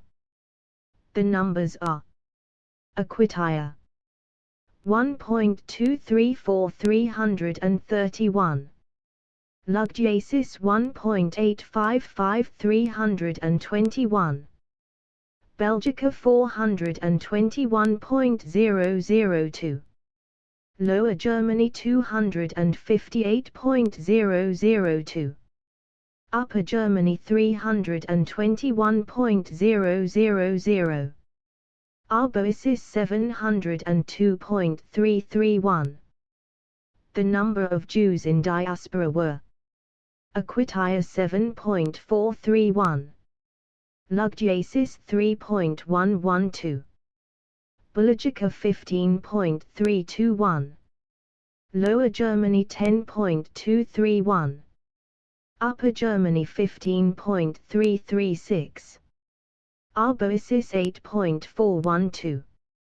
They were not numbered among the population census, because they lived separately from Roman society, with their own native Hebraic customs, laws, and religious practices. They had around 86 synagogues spread around Gaul. Most of them, 43, were around the Rhine River. Alina became a bit suspicious. I don't understand this. The Hebrews had around 60,000 people in diaspora in Gaul alone. That's enough to form a rebellion and overthrow Roman rule. How come Rome didn't dealt with them? The answer to that is quite easy. Aquila answers the Hebrews lived separate from Roman society and they rarely participated in social festivals. Besides that, some of them joined the army and provided social services in the urban areas. They were too scattered and internally divided upon multiple issues. There was no possibility of a unification to make a political statement. As long as they paid taxes and didn't disturb the economy, Rome ignored them. Besides that, there were far more important challenges Rome had to deal with. For example, their wars with Greater Germany and the Sarmatians that threatened the northern border of the empire. Besides that, the Hebrews also lived in separate villages and often they would relocate themselves, like nomads. To track them down would have taken a lot of manpower and money that the treasury of Gaul couldn't afford. Where is Matthew? He's still at the entry of the library. Aquila then realizes and thinks with herself, hold on. Matthew has the same name as the Jew her uncle hired from Spain. And he looks like a Jew or African too. Could he be? Hold on. I have something more here. This is not from the Augustan era. But I think it's relevant. Virus reads. In the 3th year of Emperor Caligula, a Celt named Marius visited Portus Amitum together with his wife and son. He claimed to be born in Britain and wanted to build a new life in Gaul. The landlord of the Amiti tribe didn't trust him. He therefore pleaded with the local authorities to refuse Marius any residence. The local authorities were also concerned that if they allowed British people to settle in Gaul, it might become a trend. This would lead to demographical unrest, which would trigger the wrath of the emperor, who was known to be insane and bloodthirsty. Marius and his family still remained in Gaul for 2 weeks, before the border patron deported him back to Britain. The authorities were also suspicious because one of the theatre actresses mentioned that he looked very similar to a Jewish fugitive Bar-Joas from Judah, whom they've executed around 10 years earlier. They couldn't prove it, but they didn't want to take any risks either, especially not with the harsh political climate at the time. Hold on a minute. Alina is in shock. Tiberius. We need to talk. The two walk away. Adair and Aquila are surprised. They both decide to follow them to overhear them. Virus. That soldier. Isn't that the same Matthew we were sold to in Spain? Number I don't think so. The Matthew we were with was more hairy. Just look at him. Virus checks the soldier, who is still standing at the gate of the library. Hold on a minute. That's him. Virus is in shock. He has shaved himself, that's why we didn't recognize him. Also, I was distracted by the military uniform. Does he recognize us? Does that matter? Alina points out something else also. It's strange that he randomly appears into our lives, just like that again. I understand. What should we do? We have to tell them. Tell that we've lied about who we are. We don't have any other place to stay, remember. Let's pretend as if nothing happened. I won't buy into that. Virus walks towards Matthew and speaks, in Lusitania. Matthew, don't you recognize me anymore? Of course I did. Why didn't you say anything? I wasn't expecting to see you soon. What are you doing here? Who are these girls? Alina and I fled after you left to the royal banquet. We didn't trust the circumstance. You did the right thing. We managed to plunder a bank by using false identities. However, we didn't want to return to Lusitania. So we settled for Belgica. But the people there were quite hostile to foreigners, so we decided to come to this city here. We were invited to stay at the farmhouse of those two girls. They live in a village nearby. Stay with them. I'll be around here for a while. And one more thing, Virus, that Aquila girl there, she's not who you think she is. While they were still talking, the rest of the crew arrives with their groceries and they take Virus with them and leave. On their way to the farmhouse, Virus explains everything. Well, that man, Yeshayahu, is the man I wanted to find out more about, Aquila declared, and we found him. 16. A letter from Aquila to her mother, Princess Aria of Aquitania. Beloved mother, I've been staying in Portus Amitum, in the principality of the Amiti tribe, in the country Luggiasis, for almost 2 weeks now. I'm here together with my housemates. Estella, whose Celtic name is Adair, is the landlord and heir of this local village. Virus, who calls himself Tiberius, a Spanish guy, and Alina, who calls herself Julia, a redhead from Spain also. Furthermore, I found out more about that Jew, Matthew, that your brother has summoned. He is residing at the moment in Portus Amitum too. He is a Roman soldier too. The wife of the king resides on the Luggiasis Islands in the British Ocean. Probably she will return soon to Aquitania. Greetings, Aquila.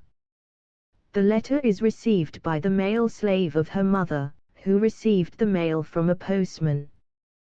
Princess Aria reads the letters and talks about it with her husband.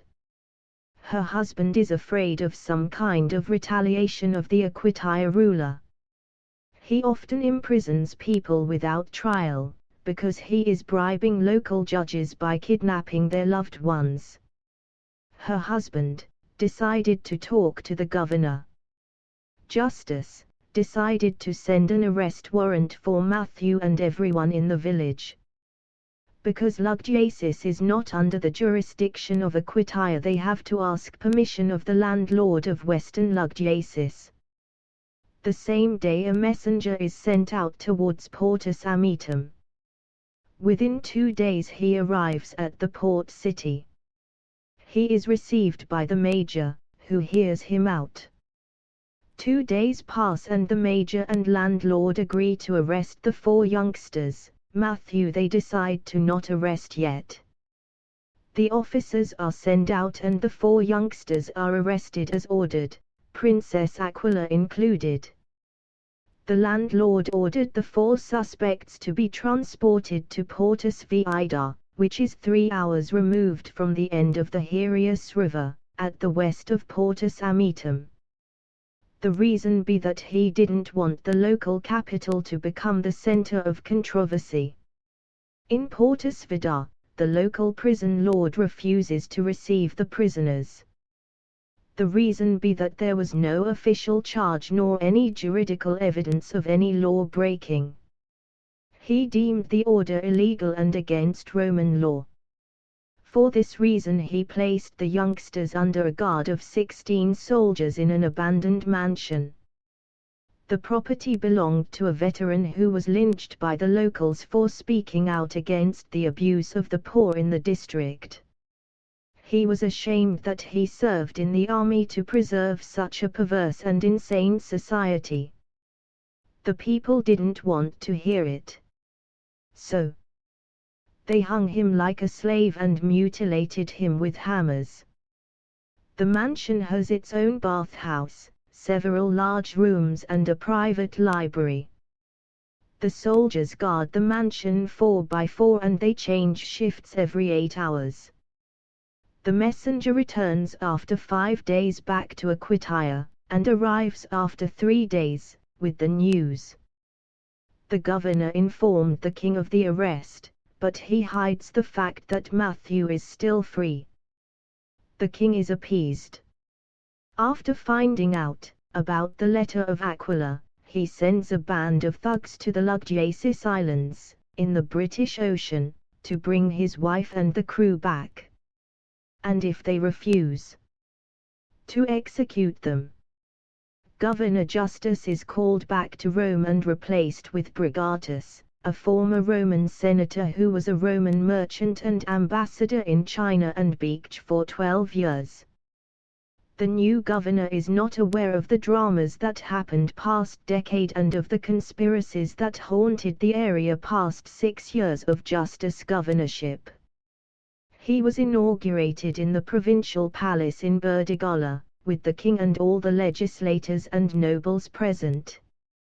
The governor granted pardon to every prisoner on death row on behalf of the emperor.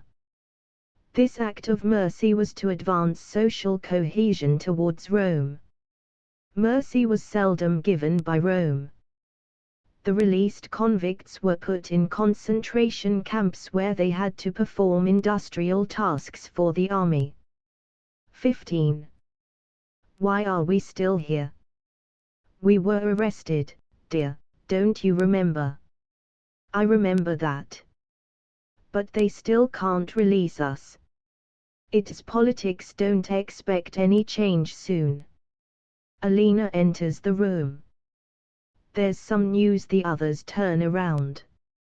Governor Justus has been replaced by some half-Beekjia Chinese half-Roman pervert. He is installed 2 days ago. Beekjia. Virus is confused. That's a small kingdom at the east of the Chinese Empire. She rolls out a map of Asia and points to the area. You see. It has around 370,000 inhabitants. The capital is Wazayag, with 110,000 inhabitants. It's 8 days with a sailship and chariot from the Chinese imperial capital Peking. How long is it from here, from Vida, to Wazayag? The princess asks, interested. Maybe we should go there. You're nuts. Alina is confounded. That's a very long trip. How long? Virus looks impatient. Probably. Let's see. From here to Burdigala by ship is 2 or 4 days, depends on the wind. From Burdigala to Rome is 8 full days. From Rome to Armenia is about 19 days. And from Armenia, with the international highways, it will be about 20 days on land to arrive in Peking. and from Peking 8 days to Wazayag.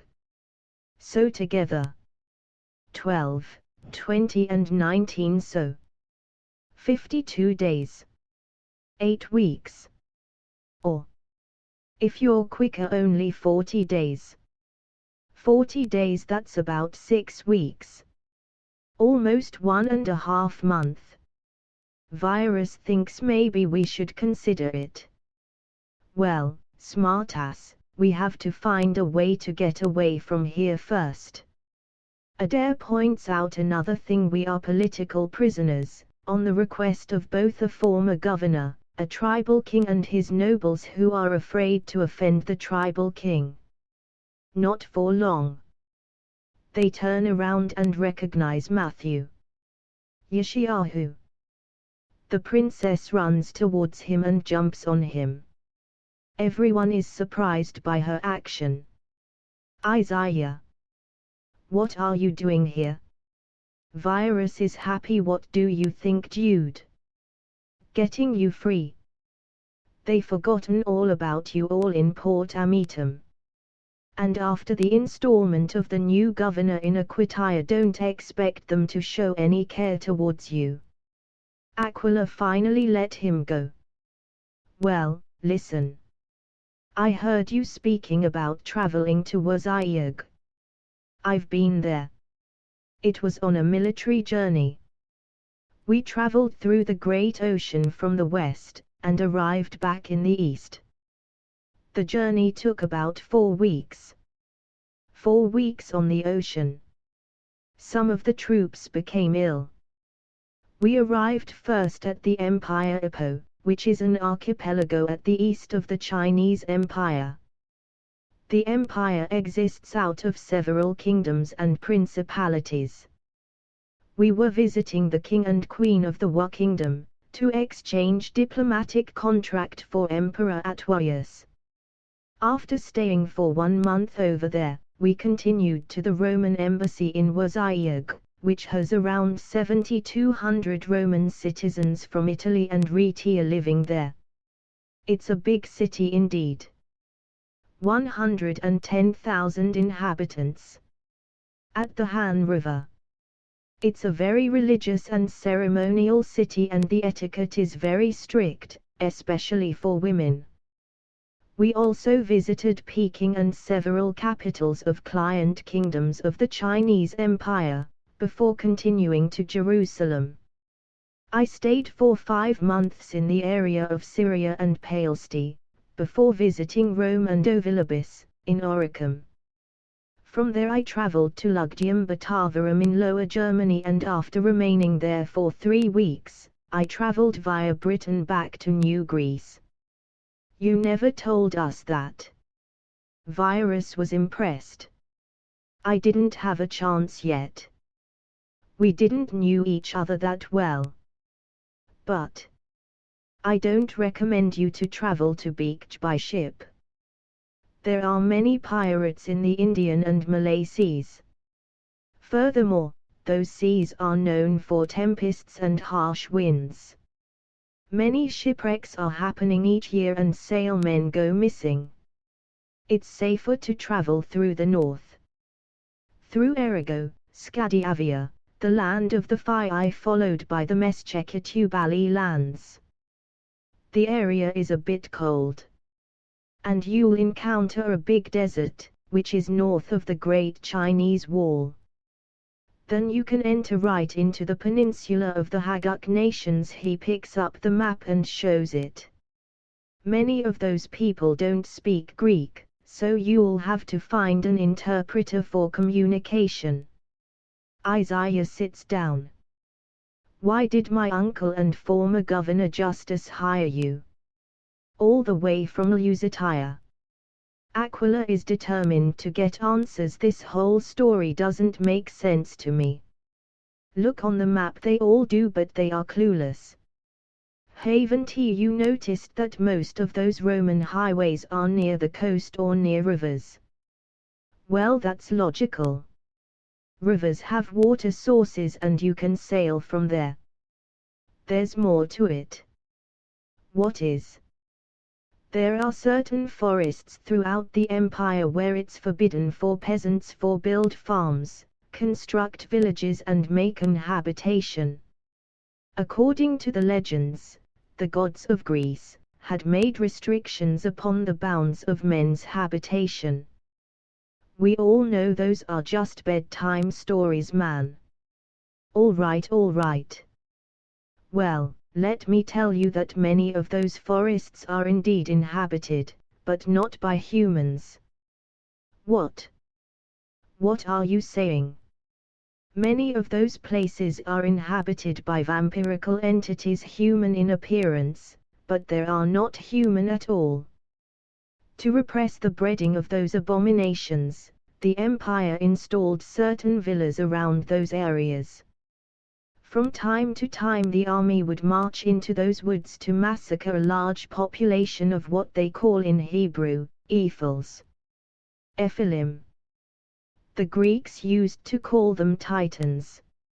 Only these ones are not so enormous. However, those beings keep on surviving.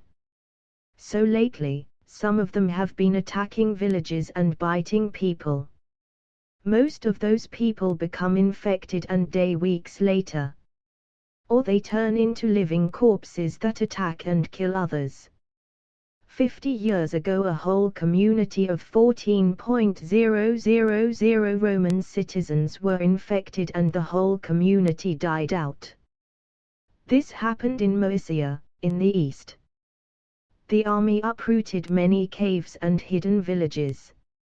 Also there was no real threat, because the fertility rate in the eastern provinces are quite high.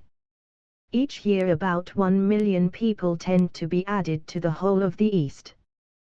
But in the western provinces, the fertility rate is way too low, so Rome hired some furious warriors who would dare to attack those abominations and kill them. And you're one of them. I've killed hundreds of those Ephilim during my lifetime. I detect them quickly. For this reputation in the army, I was commanded to come to Burdigala, to assist the Aquitania government in their problem. But when we arrived at justice, you pretended to know of nothing. It was me testing them to see whether they didn't have any other intentions. And as I found out, they had. They were planning to scapegoat me for the failed economy of Aquitania and the economic losses between Gaul and Italy. They make up some kind of stupid conspiracy and find a victim to blame. The victim is brought to Rome and publicly lynched. It happens all the time. So I fled. Why didn't you just ignore the call?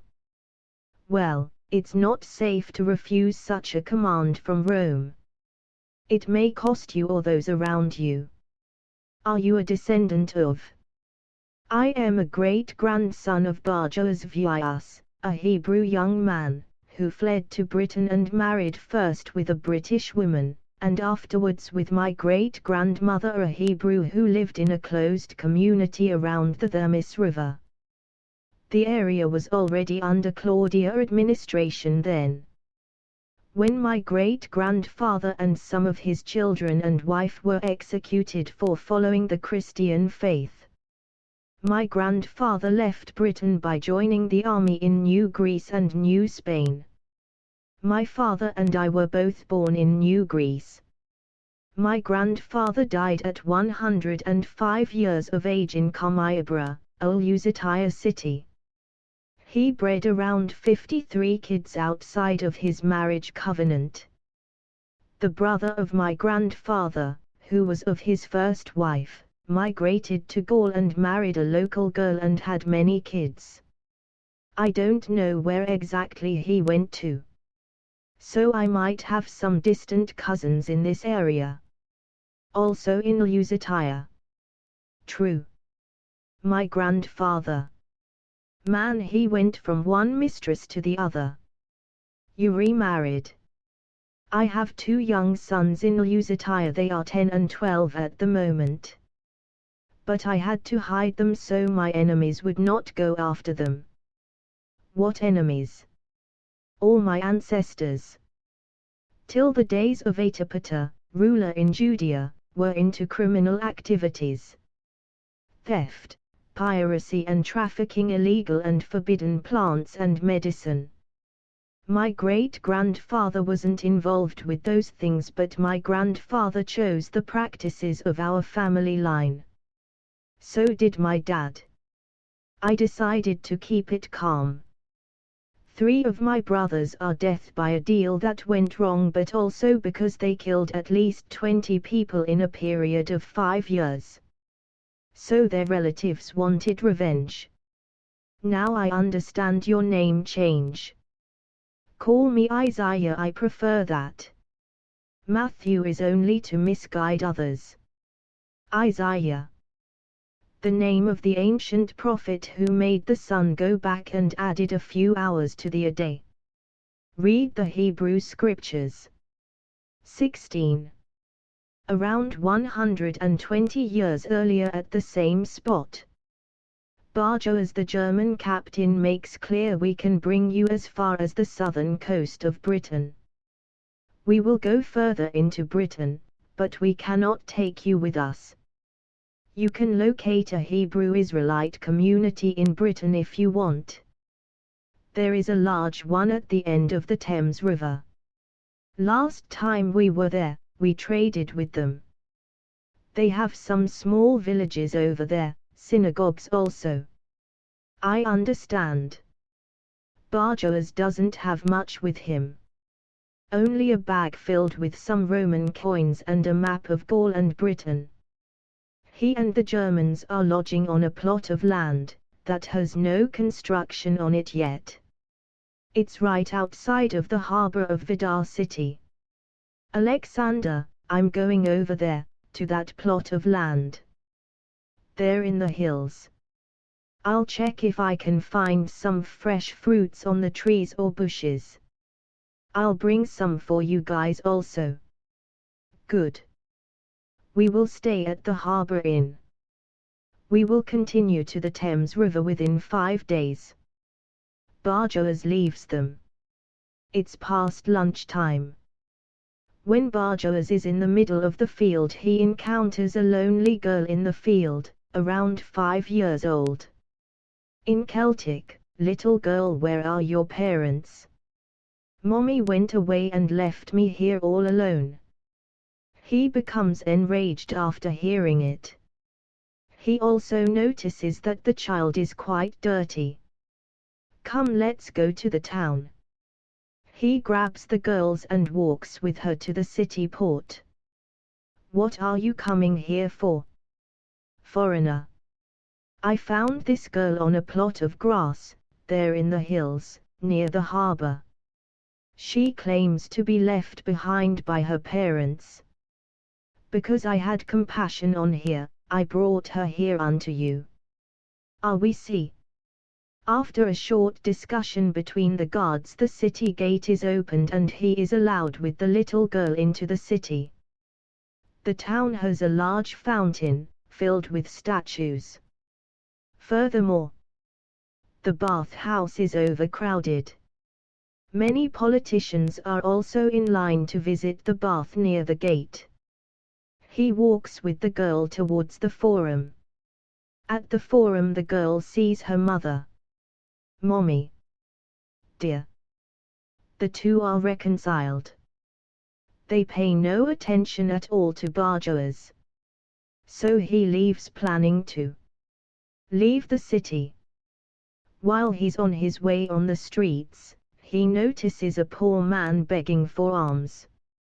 He picks 5 silver coins and lays them in the beggar's bag. When he is about to leave, another passenger tells him, "Everything will work out fine for you, you're blessed." When he looks back, he doesn't see anyone. He lays 10 more silver coins in the bag of the beggar and walks away. Before he's out of the city gate, he notices guards leaving with a boy. The boy attacks him and the guards arrest him again.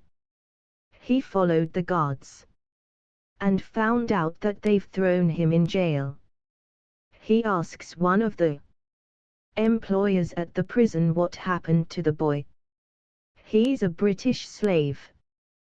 He was caught stealing bread on the market. What will happen to him? Probably 40 slaps with the whip. And then he'll be released. He looks on the boy and had compassion. Let's make a deal. What if I bought the man? You're kidding, right? How much? He shows 20 denarius coins in his hands. I want to take him today. The employer is amazed. Hold on. After an hour the employer calls him inside.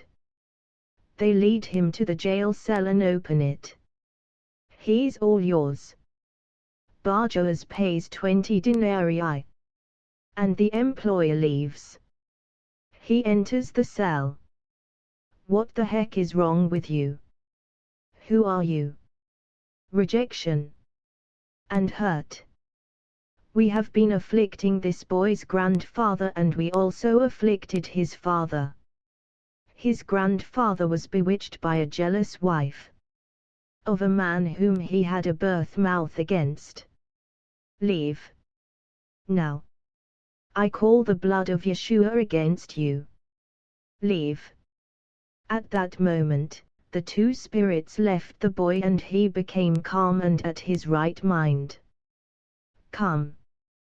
Burdigala puts his hands on him. You're free. When they leave the prison everyone is gazing at them. Where are you going now? He asks. I don't know. I was kidnapped from my hometown and sold here a few months back. Do you want to return? To Britain, he is scared. Please number. I don't want to be united with my family again. They are out of their mind. And physically abusive. I heard you call a certain name. Are you Hebrew? Yes, I am. I'm Burdigala. From Judea. There are some Hebrew Israelites living near my home village. I know many of them. I have many good friends who are Israelites. I often read their books.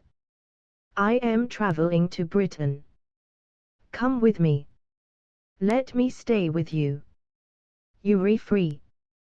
But if you wish to follow me, then we'll go to Britain.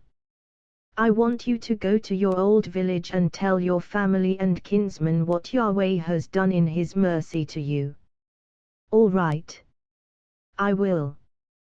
They both leave town. At the harbor they encounter a soldier. Hold. They stop. You. He points to Burdigala. Come here. He obeys. And they walk into the harbor office. When they are inside he encounters a civil judge, who is now not in function. What is your name? Burdigala Vyas. What is it that you have with you? Pardon. We have been noticing you at the inn for past week. You have a spiritual glow around you. Many people in town are frightened of you. And since you've been here, many of our ceremonies were disrupted and our daily lives have been troubled. I have no idea what you mean. I'm just passing through with some germ. I don't care. The official turns red of anger. Listen. This is the deal. We pay you 1,200 denarii and 200 silver coins. And you leave this district immediately. For if we see you another day around here you'll die. Understood? He is silenced. Guards. Take him and lead him away. Outside they hand him over the money. The same soldier is taking notice of the event. After he received the money he walks towards the soldier. You see that plot of grass over there, at the hills. It's a beautiful place to build a large villa. Maybe a good suggestion for when you retire. The soldier faints. He and the former slave enter the inn. Guys. This is my new servant. We both have to leave town tonight. They have an arrest warrant against us. Can we leave earlier? The Germans agree and he pays them 100 denarii for both him and the former slave. 17.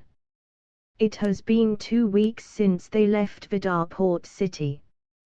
They are at Jasoriacum. The city has around 20 cargo ships that are about to leave for Britain.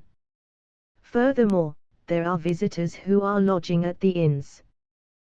The beaches are crowded with travelers from Lower and Upper Germany, Bulgarka, Rhaetia, Vidalicia, the Auric Kingdom and Italy who are shopping for British goods. How long will it take to cross over to Britain? Barjoas informs I might want to buy some stuff before we cross over. It will take about 8 hours, I believe, not so long. When will we depart? Tonight. At that time the Imperial Navy isn't quite as active as during the day. If we depart now, they might spot us and we're caught. True, true. Why won't you buy some food for the trip? Here is 20 denarii. Barjoas and his servant, who calls himself Mors, depart for the southern forum of the city. At arrival he notices the bakery and the butcher. He leaves with bread, fried fish and 5 bags of beef. He delivers the change to the Germans and they cook the meat. He made clear that he doesn't eat pork, due to his Hebraic national identity.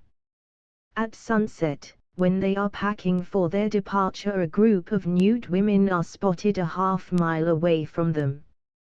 Some of the German sailors suggest to have fun before departing. No. Mors commanded, those aren't women. What are you saying? You're insane. Those females are sirens, never heard of them. Mors explains they are coming to land to lure young men into sleeping with them. And once the men are lured they bite them, suck their blood, and dump the body in the waters. It often happens here in Gaul and at the southern and western shores of Britain. Why do you think that the Imperial Navy is forbidden to sail during the night? They are amazed. And could you please explain to me where those women came from? And half an hour ago everyone was leaving the beach to go home. And instantly there's a group of nude ladies there. Now that the sun sets. Why weren't they here earlier during the day? While he was speaking, one of the nude women appeared behind one of the sailors. The entity began to caress him. They were all frightened. Leave, another of the nudes screamed. Leave this play, Barjoas. You're ruining our moment. Oh. What is he doing here? Barjoas grabbed one of them at the arm and pointed his forefinger to her face. You will depart now. Go. After a lot of whining, the sirens left the beach. The same moment the crew departed for Britain.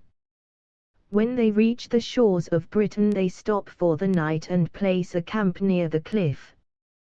Barjoas realizes now that he is away from Roman rule. He can't be arrested here, nor is he obliged to pay any imperial taxes.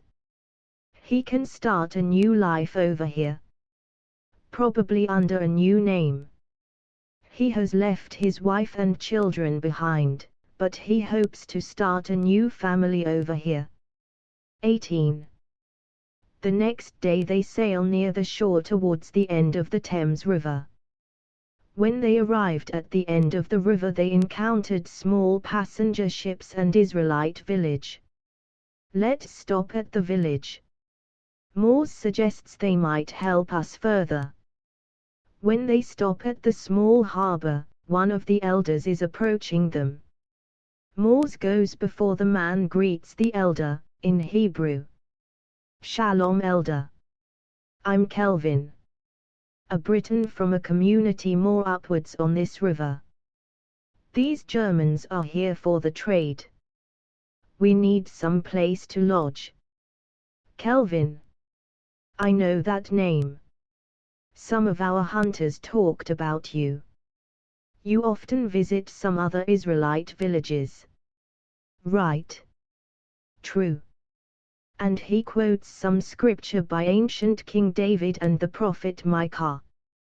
Feel free to lodge in this village. But this evening there will be a Sabbath. We request you to consider our customs. The men enter a small farmhouse, which belongs to the chief of the village. He has been a Pharisee in Judea for 15 years. 10 years ago he was appointed an ambassador to Spain for the Hebraic oil corporations. When he lived in Portiscale 4 years ago, the oil company went bankrupt, due to oppression of the Roman government. He then migrated to the Hebrew villages at the end of the Thames River. The wealth he gained from his trade he invested into infrastructure and the construction of 25 sail ships for a ferry service between the Hebraic harbour villages in Britain, Caledonia, Errigo, Scandinavia, Cimbria and Germany. He was elected as a chief of this village 1 year and 2 months back. His name is Gomil, 73 years old. Barjoas enters his apartment in the farmhouse in order to pray. While praying, one of the British servants knocks on his door. Come in. Gomil is asking for you. All right. I'm coming. When he arrived at the residential palace he encounters the man. Shalom. I'm glad to meet you. Come inside. Inside he receives bread and wine, as the others who are at the table. Gomil then gives him a scroll. Rabbi, what is? Read it. He opens the scroll, it's written in Hebrew. It's a list of all the employers in his former olive oil reserve in Spain. Also the names of the investors, before bankruptcy. One of the names is the name of his father, who was involved with the revolt of Barabbas the robber. You knew my father? Yes, I did. He works here for about 2.5 years. He was well known in Portiscale for his diligence and strategic mentality. I still have some money of his investment he made before returning to Jerusalem. It's yours. Yours. The elder commands his slave bring him to the treasury and give him what belongs to him. Barjoas receives a large box with 40,000 golden coins, dating from the time of Emperor Augustus. 2 weeks later he hired 5 construction workers who build a large farmhouse and a hedge all for himself. The house has 6 rooms, a small bathhouse, after the Roman style, and 2 kitchens. One of the construction workers had a sister who accompanied him while he was working. She left her parents' house and married Barjoas. Her family didn't agree and hated the Hebrew for this reason, even though it was the choice of their daughter. Within a year she gives birth to a son, whom his mother called Balos, after Baal, one of the deities her village worships. She did this to receive favor from her relatives. Barjoas, however, always called him Simon Peter, often just Peter. Peter grew up with an appetite for hunting, sailing and geography. He, however, was not approved of by his relatives and twice his maternal grandparents tried to murder him.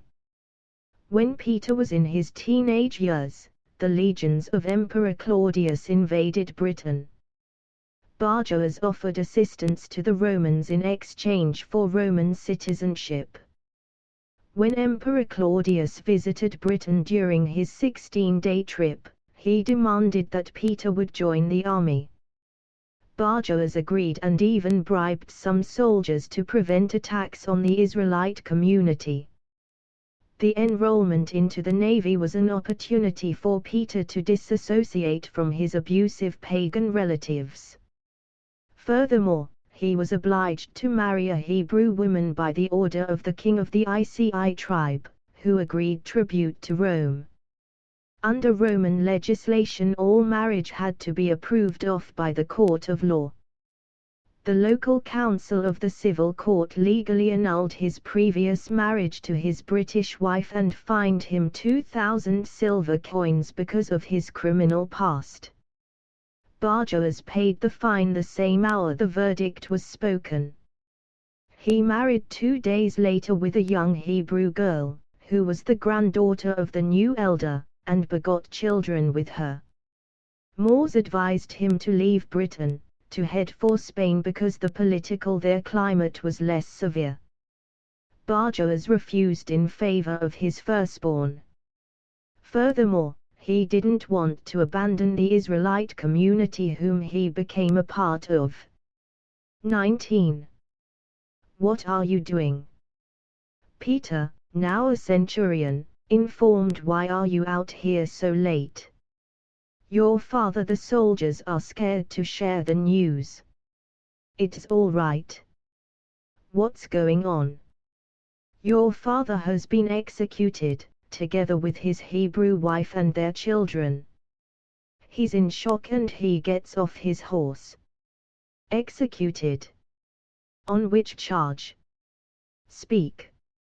He refused to renounce his faith in Jesus, whom Christians claim is the Savior. For this reason he was put to trial and the court found him and his family and Israelite village guilty of treason against the empire. They were executed yesterday afternoon. 124 people. Here is his necklace. While Peter holds the necklace, tears appear in his eyes, but he turns to rage within seconds. Is my elder brother also among the victims? Number. He joined a military camp in Camalodunum a few weeks back. Because of this he wasn't charged. All right. I want 2 men to go to Camalodunum and to bring him to this camp immediately. Furthermore, I want 50 men to make themselves ready right now. And also bring at least 100 prisoners also. Within 5 hours, it was still morning. The small army of Peter was ready. They traveled on one of the native roads towards Lusitania, which was near his birth village. Outside the city walls were many villages, including the village of his pagan relatives. Within 2 hours they arrived. Peter sent 40 men into the villages and they kidnapped at least 25 young women from the natives. Furthermore, they looted the stores and the village barns. At the same time, the soldiers attacked the nearby villas built by Roman citizens. The death toll was around 179 people when the Israelites heard what was going on. They went out into the villages and plundered all that they could plunder. While doing this, the pagan relatives of Peter fled to Lusitania to report the massacre. As a response, the royal house and the governor sent out 100 men to inspect. When the soldiers arrived, the natives saw them as the enemy and attacked them. 78 of the soldiers died. Some of the Hebrews entered into Lusitania and ignited a huge fire in the city harbor and in the civil court and the criminal court. When it was morning, the urban people of Lusitania were in panic and complete chaos broke out. The chaos led to a death toll of 1230 natives and 231 Romans. The wounded were around 30-41. The Israelites raided till the next afternoon and left. Within 2 days the governor arrives with more troops to set order in the place. One of the soldiers under Peter reported everything. Peter negotiated that he would go with retirement early one and that his younger brother would be deported to New Greece in the navy. The government agreed quickly in order to avoid civil anarchy. The prisoners were recruited into the army and Peter left Britain with the 25 native women who were now his legal slaves. He moved to the city of Ada. There he bought a large plot of land near Amitum port city. The bloodshed of Bar-Joas, the Hebrew, led to great damage in the Roman rule in Britain and it laid the seed for more revolutionaries in the future. At Portus Amitum he rents construction workers and they build a small village. 1 central house, 2 inns, and 31 houses with multiple apartments. Also they build a small road towards the hills, the shores and one towards the Amitum port city itself. The employees also build each a small house for themselves, as it was all financed by Peter. The landlord of the Amiti people heard about him and his village. They were also informed about his retaliation in Britain. For this cause one of their elders suggested a marriage covenant to connect him to their people. In this manner they would gain access to his finances and they could prevent social unrest in their community. A young girl was selected, the daughter of a potter, as a wife. The potter received lot of money of the landlord in exchange. The tragedy of Peter's bloodshed became a curse that came upon him and his brother and all their descendants. None of them managed to stay out of trouble with the authorities and some of them died prematurely by strange circumstances. The minority of his household and the household of his brother managed to break the spells of their lives by the blood of the Lamb. They had to disassociate themselves from their cursed relatives to avoid retaliation and assaults from the demos that were operating within those unrepentant relatives. So if there's a curse haunting your life, you know what to do.